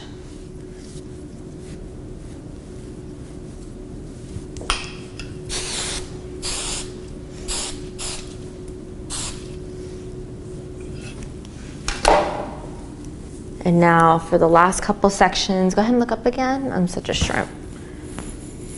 Okay.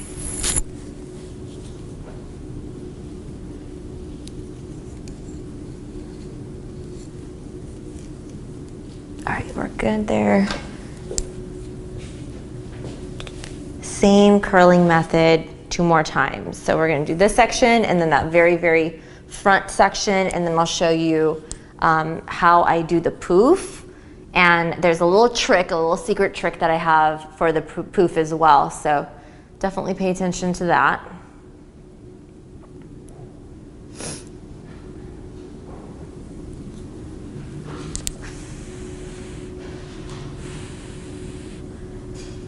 Laura and I have been planning on doing a class together for like over a year. Yeah, this is our first class. And this is our first real class together.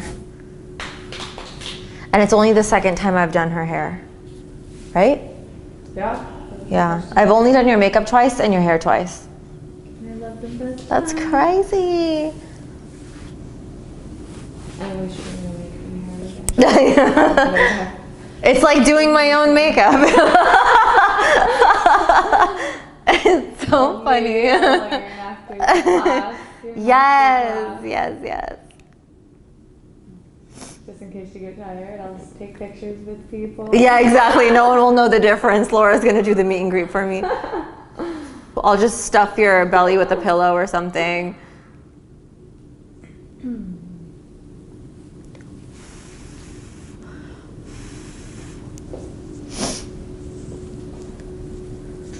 Another question from Heba. She wants to know, are Studio Fix Powders the best product for setting your makeup? Once again, thank you for answering my questions and thank you for reading Aww.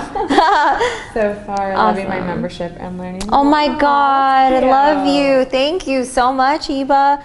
Okay, so your question is, are the Studio Fix powders the best for setting?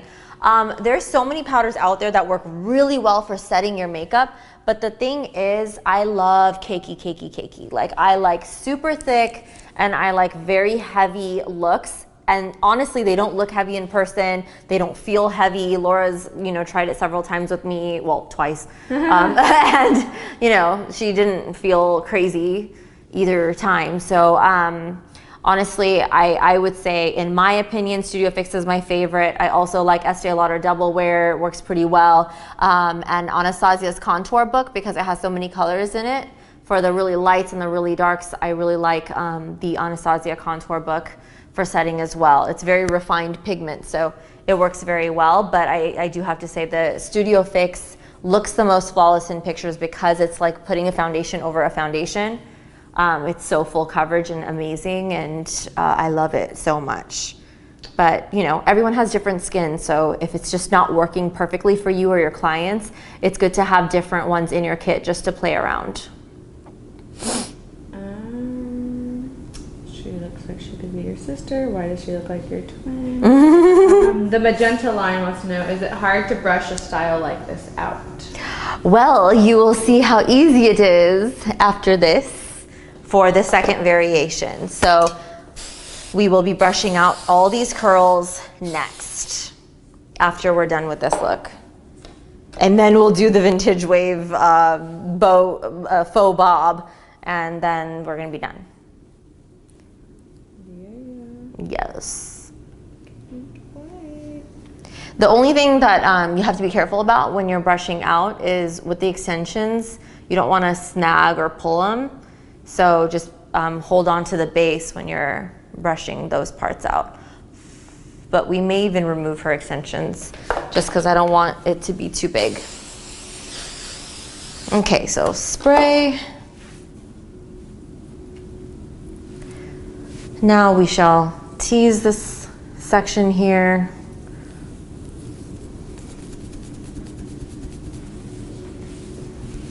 And we will spray that. Why is your hair not higher? My hair is so heavy as it is. Oh my God, your hair is very, very thick and heavy already.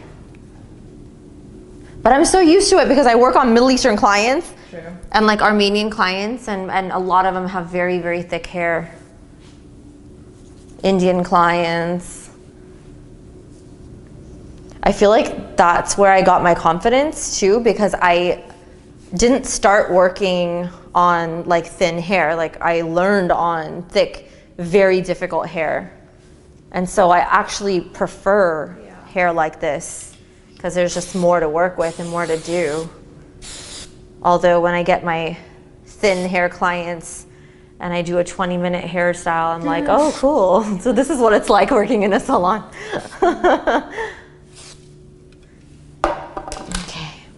Last section. Woohoo! All right.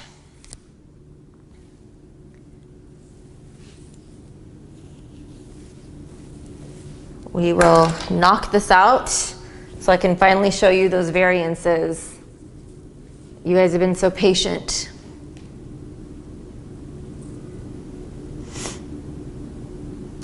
How do you say that name again? And Nishat says, she said, thank you so much for answering my question. It was exhilarating to see that happen live. Congratulations, Samantha. So happy for you and baby girl growing inside of you. Been following your story for over a year now, and I enjoy your snaps. Aw, thank you. You guys are so sweet. Bless you always. I love you guys.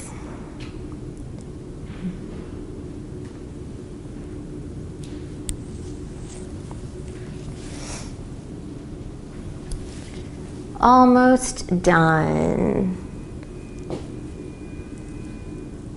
We need to do a dress the same one day. Oh my God, I know. Like really twin. Yeah. Same hair, same makeup. We would have to do it twice.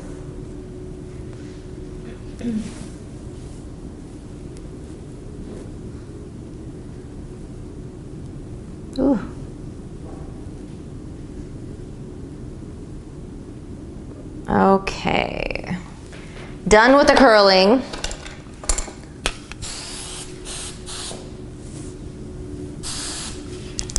Now we're gonna take this whole top section and tease it back. Okay, so I'm gonna show you a side view here. This is like literally just like the video. So I'm teasing all this back. We're spraying, making sure everything looks amazing. And I do have another brush that I can show you. It's a boar hair bristle. It's a small little thing from Sally's Beauty Supply. And again, I'm putting my hand in here so I can smooth out the top. So again, it doesn't look like a rat's nest, as one of the students had mentioned. Okay, so now the top is smooth, but I still have this fluff here. And I can just kind of spread it out a little bit and create like the perfect poof.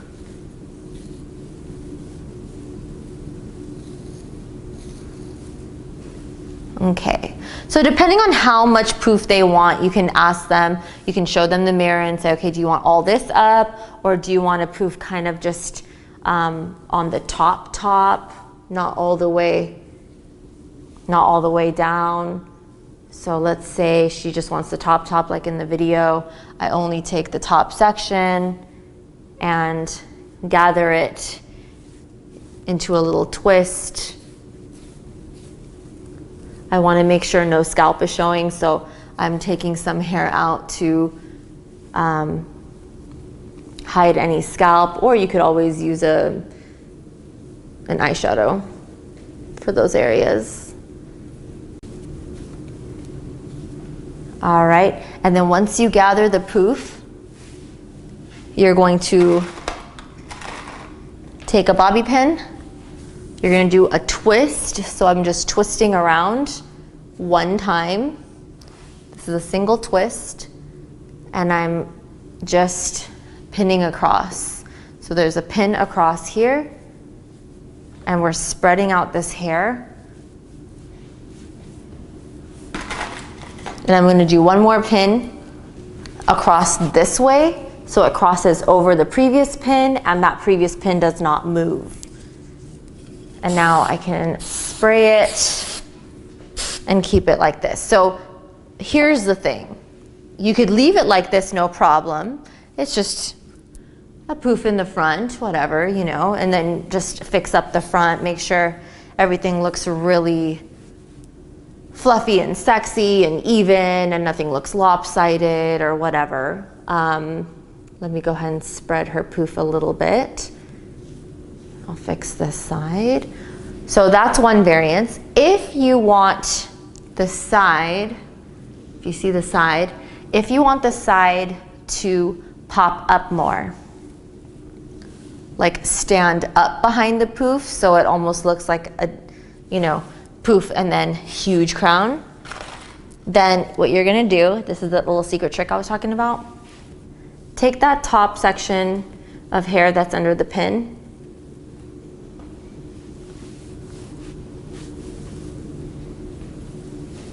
okay, so here's the top section, and we're gonna literally pin it over the pin and let it waterfall back.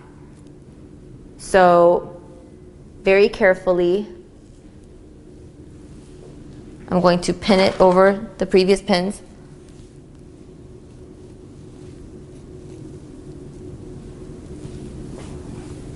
And now we can spread it out so it waterfalls behind.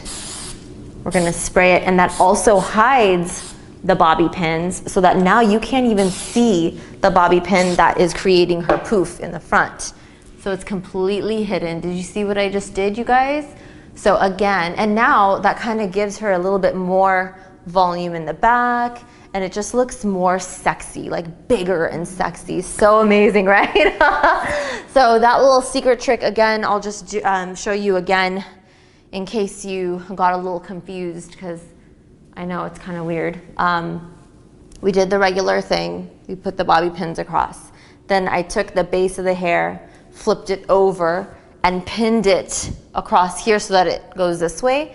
But now we're flipping the ends of the hair this way. So we basically over directed the hair so it has like this waterfall flow. And now you can see that it just kind of sticks out more rather than being flat up against her head. It just looks so much more full. Yeah, exactly. Cool. So I'm going to give you a 360 spin.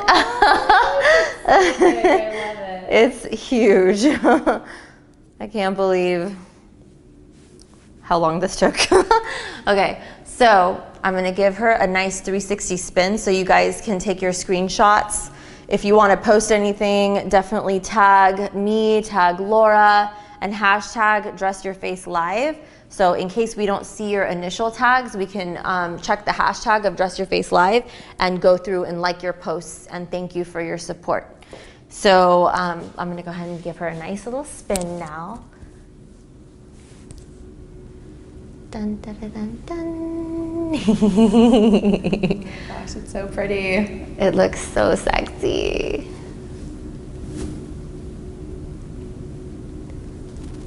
Now you have all the different views and you can see how fluffy and amazing this style is. And now I'm going to open up her poof so you guys can see a little bit of a an S-wave side style.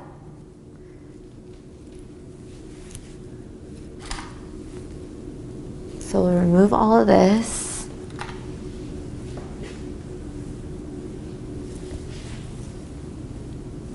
Okay.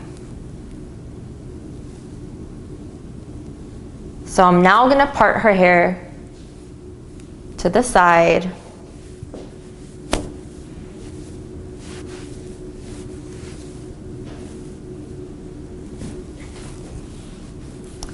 And I'm going to brush this top part out so I could fix up this S-wave here.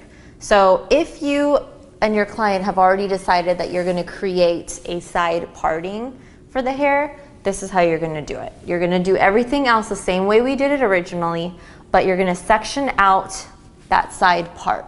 So that, remember that top crown part that we did at the end?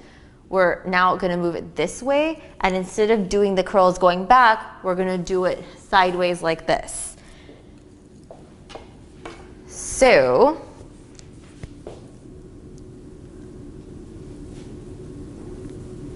you're going to take sideways sections, maybe a little bit more. There we go. You're going to put the wand underneath and you're going to curl to the side.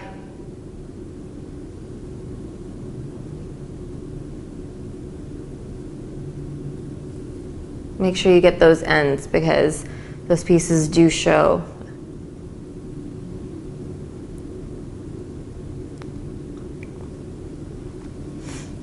Okay, we'll put that aside. We'll do this next piece real quick.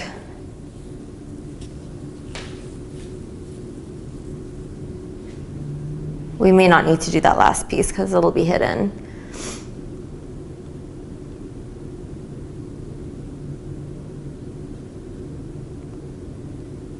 Okay, so now we have these barrel curls on the top.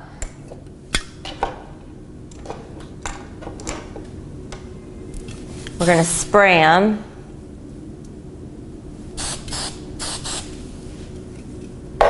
And tease them.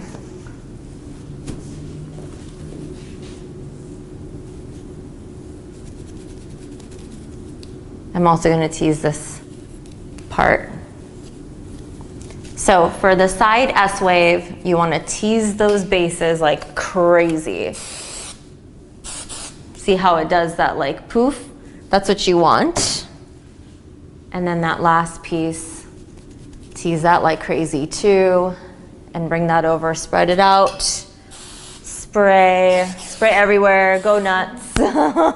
Wow, you look like you're gonna participate in a Texas pageant.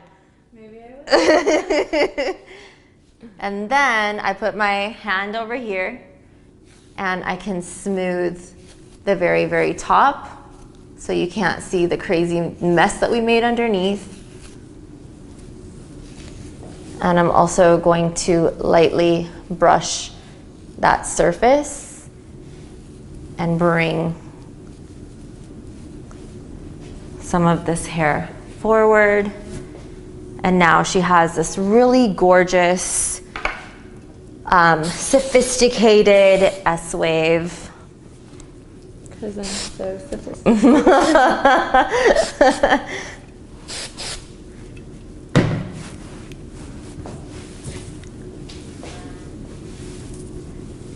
And at this point, you could do so many different variances, honestly. You could even clip some of this up so that it literally has an S shape. You could pin this part back so it's almost like a formal kind of a look where if they're wearing like studs or nice earrings that they want to show off on one side, you can just literally put some bobby pins here. This hair goes over it, and then you can see all her jewelry and everything like that. There's just so many things that you can do with a big fluffy style like this. So now you guys can see the difference. I'm gonna give you a little spin again for this variance. I'm such a creeper. See how pretty? And it took 2 seconds to change her hair. So when my clients are like, oh, I changed my mind, I'm so sorry, can I just change my bang? No big deal, because I do the bangs last anyways. So it's not like the end of the world. They will still look banging. They will still look banging, no pun intended.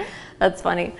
All right, so now that that's done, I'm gonna show you how to go from this huge bombshell style to a very sleek kind of a Hollywood wave. But real quick, we gotta Snapchat this because the world needs to see how hot this looks. Okay, now you guys can see how I Snapchat. As if it's any different from yours. This is how Tam Snapchats. Lessons. All right, Snap, so we are live and we just completed this beautiful, really thick and fluffy hairstyle for 10 seconds is up.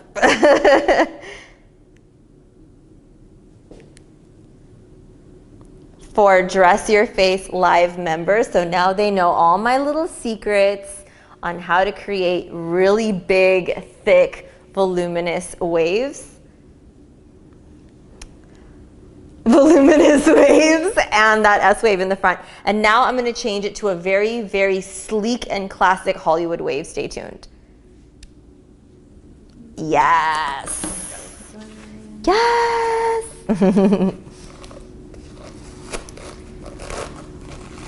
Can you do it so they can see Oh my yeah. whole hair? I can just do a video. Sure. I'll try to spin myself.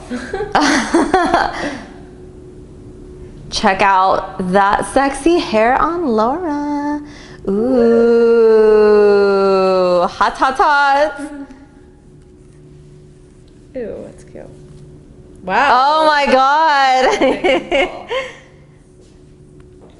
All right, I'm gonna turn her around and we are now going to brush everything out and create the most sleek and beautiful Hollywood wave. So what I like to do first is I start at the ends.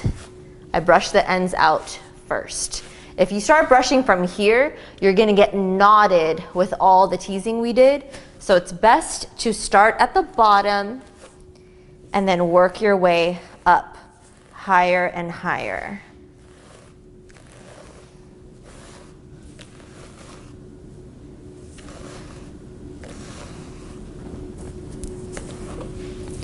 And now we're working towards the top here. I'm gonna smooth out that front piece.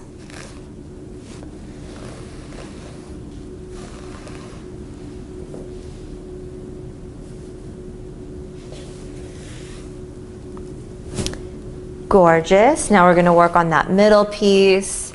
Again, starting at the ends and working your way up higher and higher. Now, as far as the type of brush to use, when I'm brushing out something, I always use the Miracle brush because it's a detangling brush as well. So it doesn't pull or snag or snap the hair. It will not break. So it's really, really safe. In fact, like kids can use this brush and it doesn't hurt them when you brush their hair.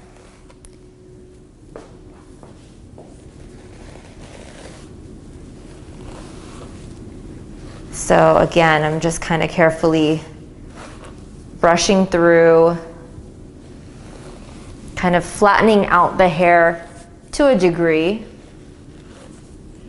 I just want a very sleek look here. Do you see how like smooth and everything that looks? Oh my God, I love it. So now you guys can see how easy it is to brush it out if you have the right stuff. And when you do brush out such a full wavy hair, you end up with this gorgeous soft wave, which will be more of that classic style that we were looking to do. And now I'm going to spray her again so that the waves don't move around too much. And maybe we can move the camera down a little bit so that you guys can see the bottom, because it's pretty cool how it's all kind of turning out here.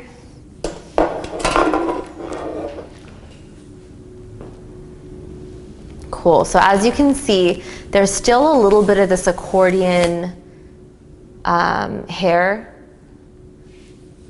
And what I'm doing is I sprayed the whole head, and now I'm going in with my wand and I'm literally creating a stronger dent into her hair. Do you see that?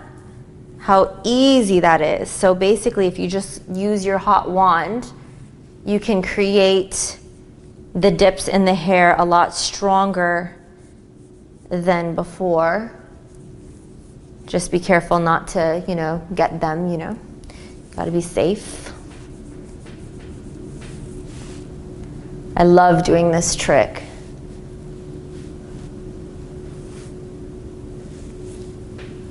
Boom, boom. And now she has this stunning, like absolutely beautiful, classic, real Hollywood look. I'm just gonna give it a final spray. And it all just comes together. So now you know why we had to curl all the hair in the same direction, because when you brush it out, all the waves need to be cohesive. They need to look really, really good like this. So I'm going to snap the back of this because it is so stunning. So we just brushed everything out and did a little secret trick that I showed my DYFL members to get these perfect creases. And this is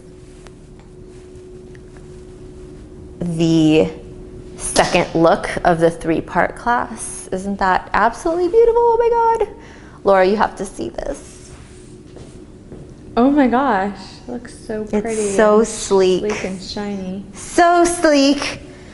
All right, let's give you that 360 view here. We'll start from the front so you can see how different it is. It's so classic. It's like princess. It is very princessy. Well, thank you. You're like, duh. So I'll bring some to the front.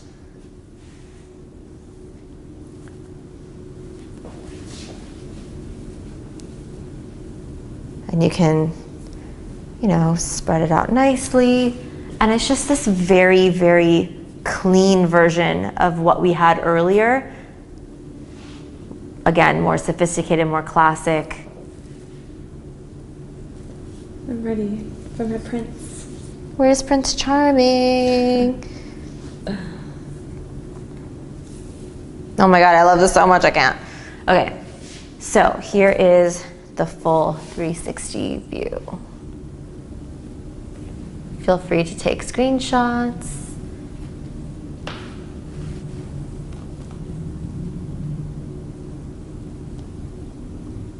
I'm such a creeper in the corner. It's so funny. Oh, I love it. Looks so, so good. Now I have to Snapchat your whole 360. I'll try to, so you don't have to. Okay, perfect. So here's the 360 view. Laura's gonna do a spin for us. Yay! Look how clean and classic this looks. Oh, don't teeter. Oh, yes, girl. Oh my Work those God, waves. I Work those love waves. Okay, guys, the final variance is how to do the faux bob. So here we go. Literally, all I do is I take the back section. Well, I'm gonna section it into 3 sections. So I'm gonna bring one of these sections forward. We already have this section forward. So this back section, I'm just going to wrap it back. And I'm going to basically pin it to the base of her hair. Actually, I'm going to remove your extensions because we don't need that much hair for a faux bob. So I'm gonna go ahead and take these extensions out at this point. Super easy to remove. You just unclip them. Boom, boom, boom.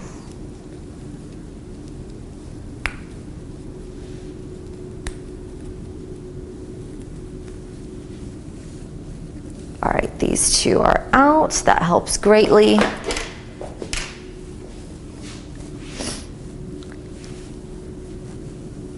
And then now these bottom 2 we can get rid of as well.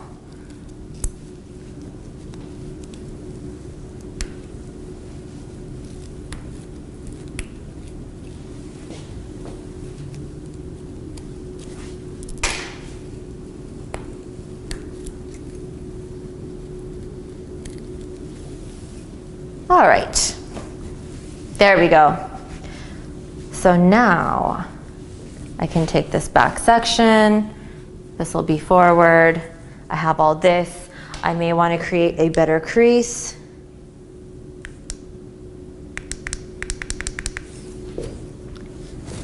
So I'm going to go in and kind of create a stronger crease up here because I want there to be a dip. I want it to look pretty dramatic.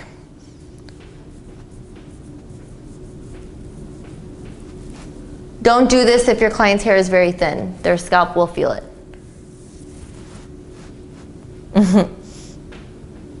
Disclaimer. Okay, so now that we've created a better crease, we can now do the wrapping method.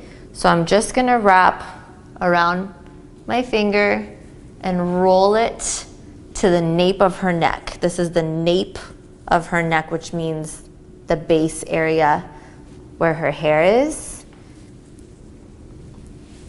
Okay, so I wrapped it right in there. Oops. And we're gonna start bobby pinning it across the nape of the neck. So wherever you feel like there's loose hair, that's where you're gonna have to pin it in place to make sure it does not loosen up or open up. It's gotta just be super vintagey.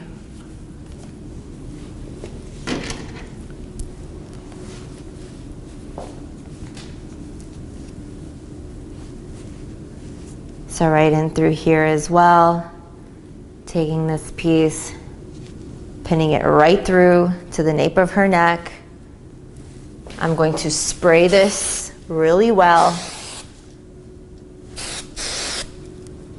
We want to see some of these creases in the hair. So if you want, you can go in one more time with the wand to create better creasing. right in between these levels. Look how cool that looks. Amazing. Super cool, very vintagey. Now I'll do this side.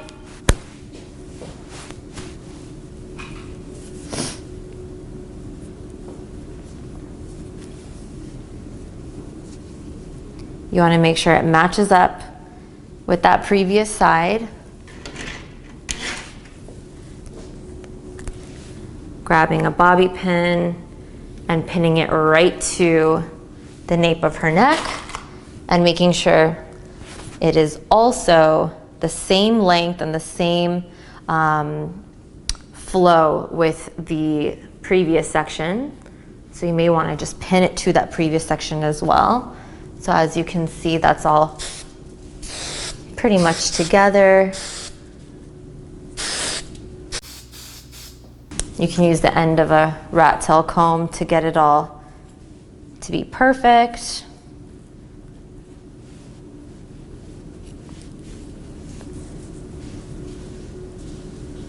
Looking nice. We're going to very carefully smooth that seam there. Get rid of flyaways this way too, just by spraying it and going over with the wand. Amazing. Okay, and now you can see the front is already, you know, looking very, very classic, very Betty.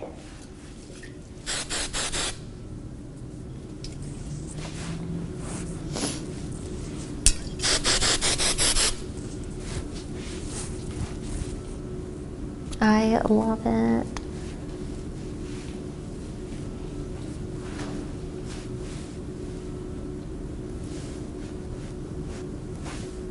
Okay, so this side is done. Now we can work on the other side.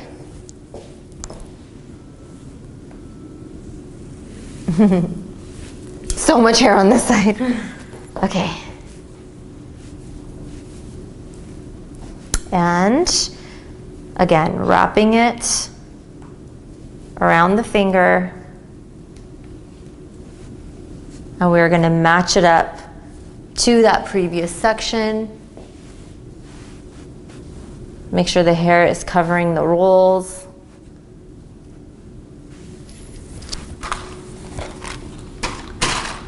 And we're going to start pinning in there.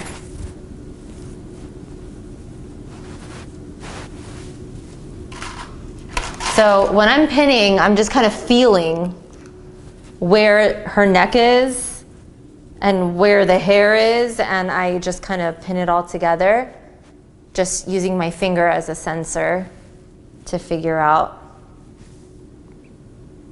how high to go. But you want to make sure you're pinning to something. You can't just pin to nothing. You have to actually feel like there's a grip. So make sure there's hair where you're pinning.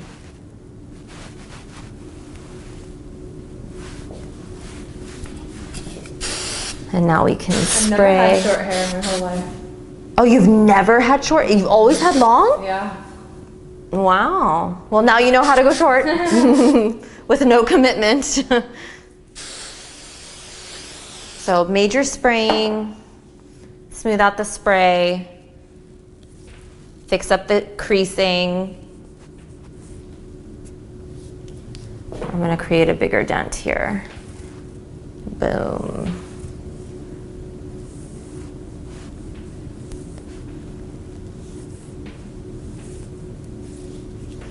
And then I do want to create a dent up here too. So I'm just going to rub back and forth. I'm putting my hand under it. So because the hair is thinner up here, so I put my hand under it, my fingers, so that I can feel the heat and know that I'm not burning her. And then a final spray. Sometimes when you spray and then you put the wand over it, it melts the spray and you can see some white. So the way to get rid of that is just to spray right over it. Re-wet it and it'll be fine.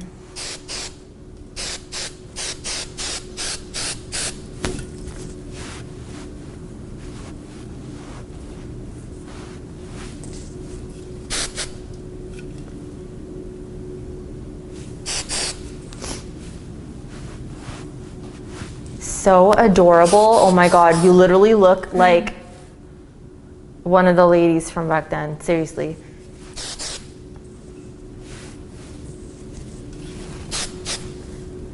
All right.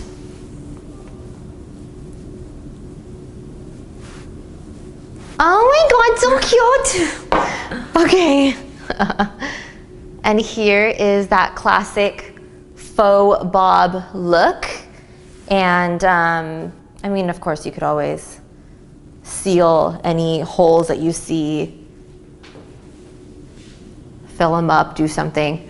But I'm gonna go ahead and give you that 360 spin of this final look so you guys can get the full effect. Oh my God, how cute.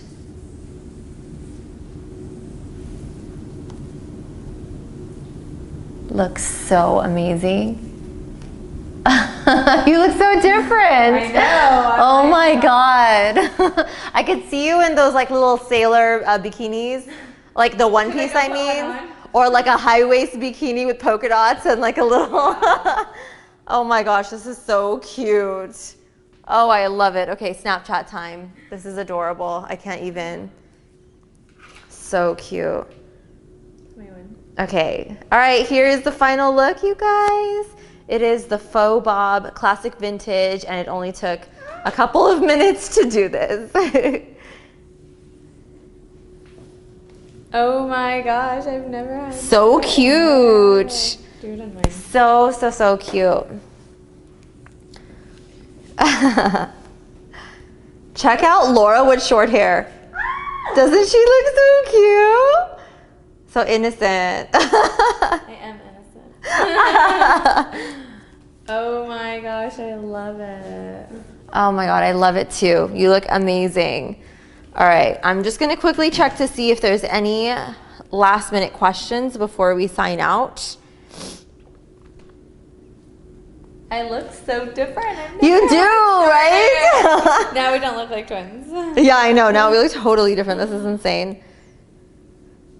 Oh my god. Hina 2012 is asking, I had a question regarding the process of curling the hair. I have a tourmaline wand, but whenever I try to curl hair or someone else's, the hair almost always slips off the barrel while I'm twisting it.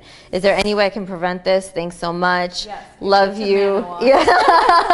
Loyal DYFL member, Snap Fam in Detroit masterclass student. Oh, that's so awesome. Okay, so what I can do as far as helping you with that situation, one of the things is, I don't know if you have this wand, but like the end of it is a cool tip. It does not heat up like the middle barrel does, but like this doesn't. So you can actually go all the way and not burn yourself when you are twisting the hair, so you have a good grip on the hair and it doesn't slip open.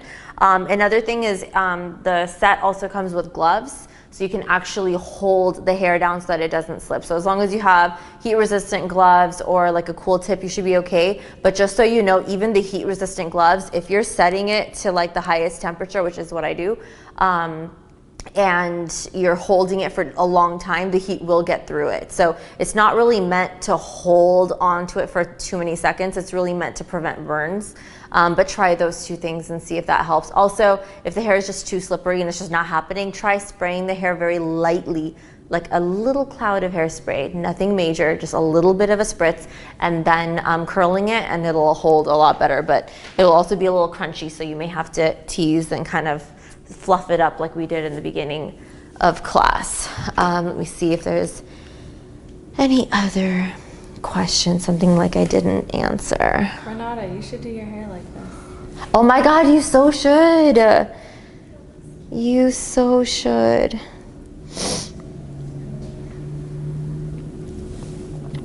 Okay, so Makeup by Faima is saying, hello, hope you will be doing well and have a safe pregnancy ahead. May baby arrive safely in this world. Thank you. My question is, whenever I want to go somewhere, I take a shower, my hair gets so frizzy. They are so unmanageable if I want to curl them or straighten them. The next day, they are better. I use after shampoo hair serum. So kindly let me know what I should do to get rid of that frizz. I actually totally understand what you're saying because most of my clients go through the same thing when they wash their hair that first day. It's too clean and it gets really frizzy and it's really hard to manage. It's just too clean. And so in that case, I usually tell my clients, like, if you know that you're going to an event the next day, or if you're coming to me the next day, or coming to me whenever, please wash your hair the night before or the day before. Don't wash the same day because it's gonna be very hard to work with. I like dirty hair, This was like 10-day-old dirty hair. Really? Yeah. Nice. Oh, it worked so well, see? Yeah, when I don't wash my hair does so much better. So if you are going somewhere, do not wash your hair that same day, wash the night before. If you are gonna wash it the same day, serums, here's the thing with serums. Like, you can use serums, it's fine, it's gonna help, but it's gonna be harder for you to curl and straighten your hair with the serum because it's gonna fall limp or it's gonna get too greasy or whatever. It's gonna kind of mess up your style. So I would say if you have a tourmaline straightener, like a ceramic straightener like the one in my kit, I've used that like on clients that had extremely frizzy hair. You guys have seen it on my Snapchat when I show super crazy frizzy wild hair and then how sleek and shiny it looks afterward when I'm curling it with a straightener, or even if I'm just straightening it. So use a really, really good straightener, but I would definitely suggest just washing it a day before because sometimes there's just not a whole lot that you can do with that because it's an issue of your actual hair texture. The other thing you could do to permanently change your hair texture is like a Brazilian blowout at the salon. There's something called Brazilian blowout, which is like kind of like a protein keratin treatment where it kind of permanently smooths your hair from frizz. So if you have chronic frizz, It really works. It really does. It really does. But all these chemical treatments are going to damage you to an extent. It's going to feel amazing. But just know that, there's a downside to all this stuff. I would not recommend Japanese hair straightening. It's very limp and it will be almost impossible for you to curl your hair after. So I would say if you're gonna do something like that, do the Brazilian blowout rather than the Japanese hair straightening. Okay, I think we are done. There are a few more questions, but we really have to go because we're like way over 2 hours now. So we're gonna have to sign off and I will hopefully be able to answer more of your questions next time. There's a couple questions about a P.O. box. I know some of you want to send cutie pie little things for the baby. I have a P.O. box, but I feel so bad because I know you guys are like my family and you want to be involved and you want to give something, but at the same time I feel like there's just so many people out there that need more and that are having babies and can't afford things. So I think I was just gonna set up like a thing, like a drive of some sort maybe, that you can send something in my baby's honor, if you want to be a part of it that way. But stay tuned. I will definitely do that around the time of my baby shower, which will be in December, God willing. So I'll set something up. So if you guys want to be a part of something special for the baby, I think I'd rather give back. But if you still are insisting on sending us something, we can talk about it. But I would love for us to just be able to give back to other moms who may need things more than I. Or if you would rather send it to me, I can actually put things together and show you guys different, packets and deliver it ourselves to different places around LA. Okay, so anyways, that's the plan. Hopefully you guys are cool with that.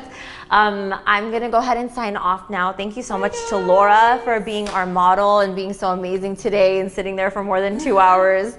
Usually my models are only down here for like an hour, maybe an hour and a half, but this was a long class and I really appreciate you, doing it with us. And I was like, okay, if we're gonna do a class, we have to like really make it count. So, so I'm gonna do 3 styles instead of 1. So I hope you guys enjoyed. And again, if you guys post anything from this class, I would love for you guys to hashtag Dress Your Face Live so we can go through them and actually see your posts as long as you're not private. And you can also tag me and Laura in your post so we can see it pop up that way too. And we'll be happy to go through, like your posts. And basically that's our way of saying thank you for all of your support and your love for us. We love to post. I go on liking rampages on DYFL all the time. It's crazy. So hashtag Dress Your Face Live, tag Laura G _143, and tag me, Dress Your Face, so we can find your posts and like them. Again, you have to be public. If you're private, we're not going to be able to see it, but we still feel your love. So thank you. Thank you so much.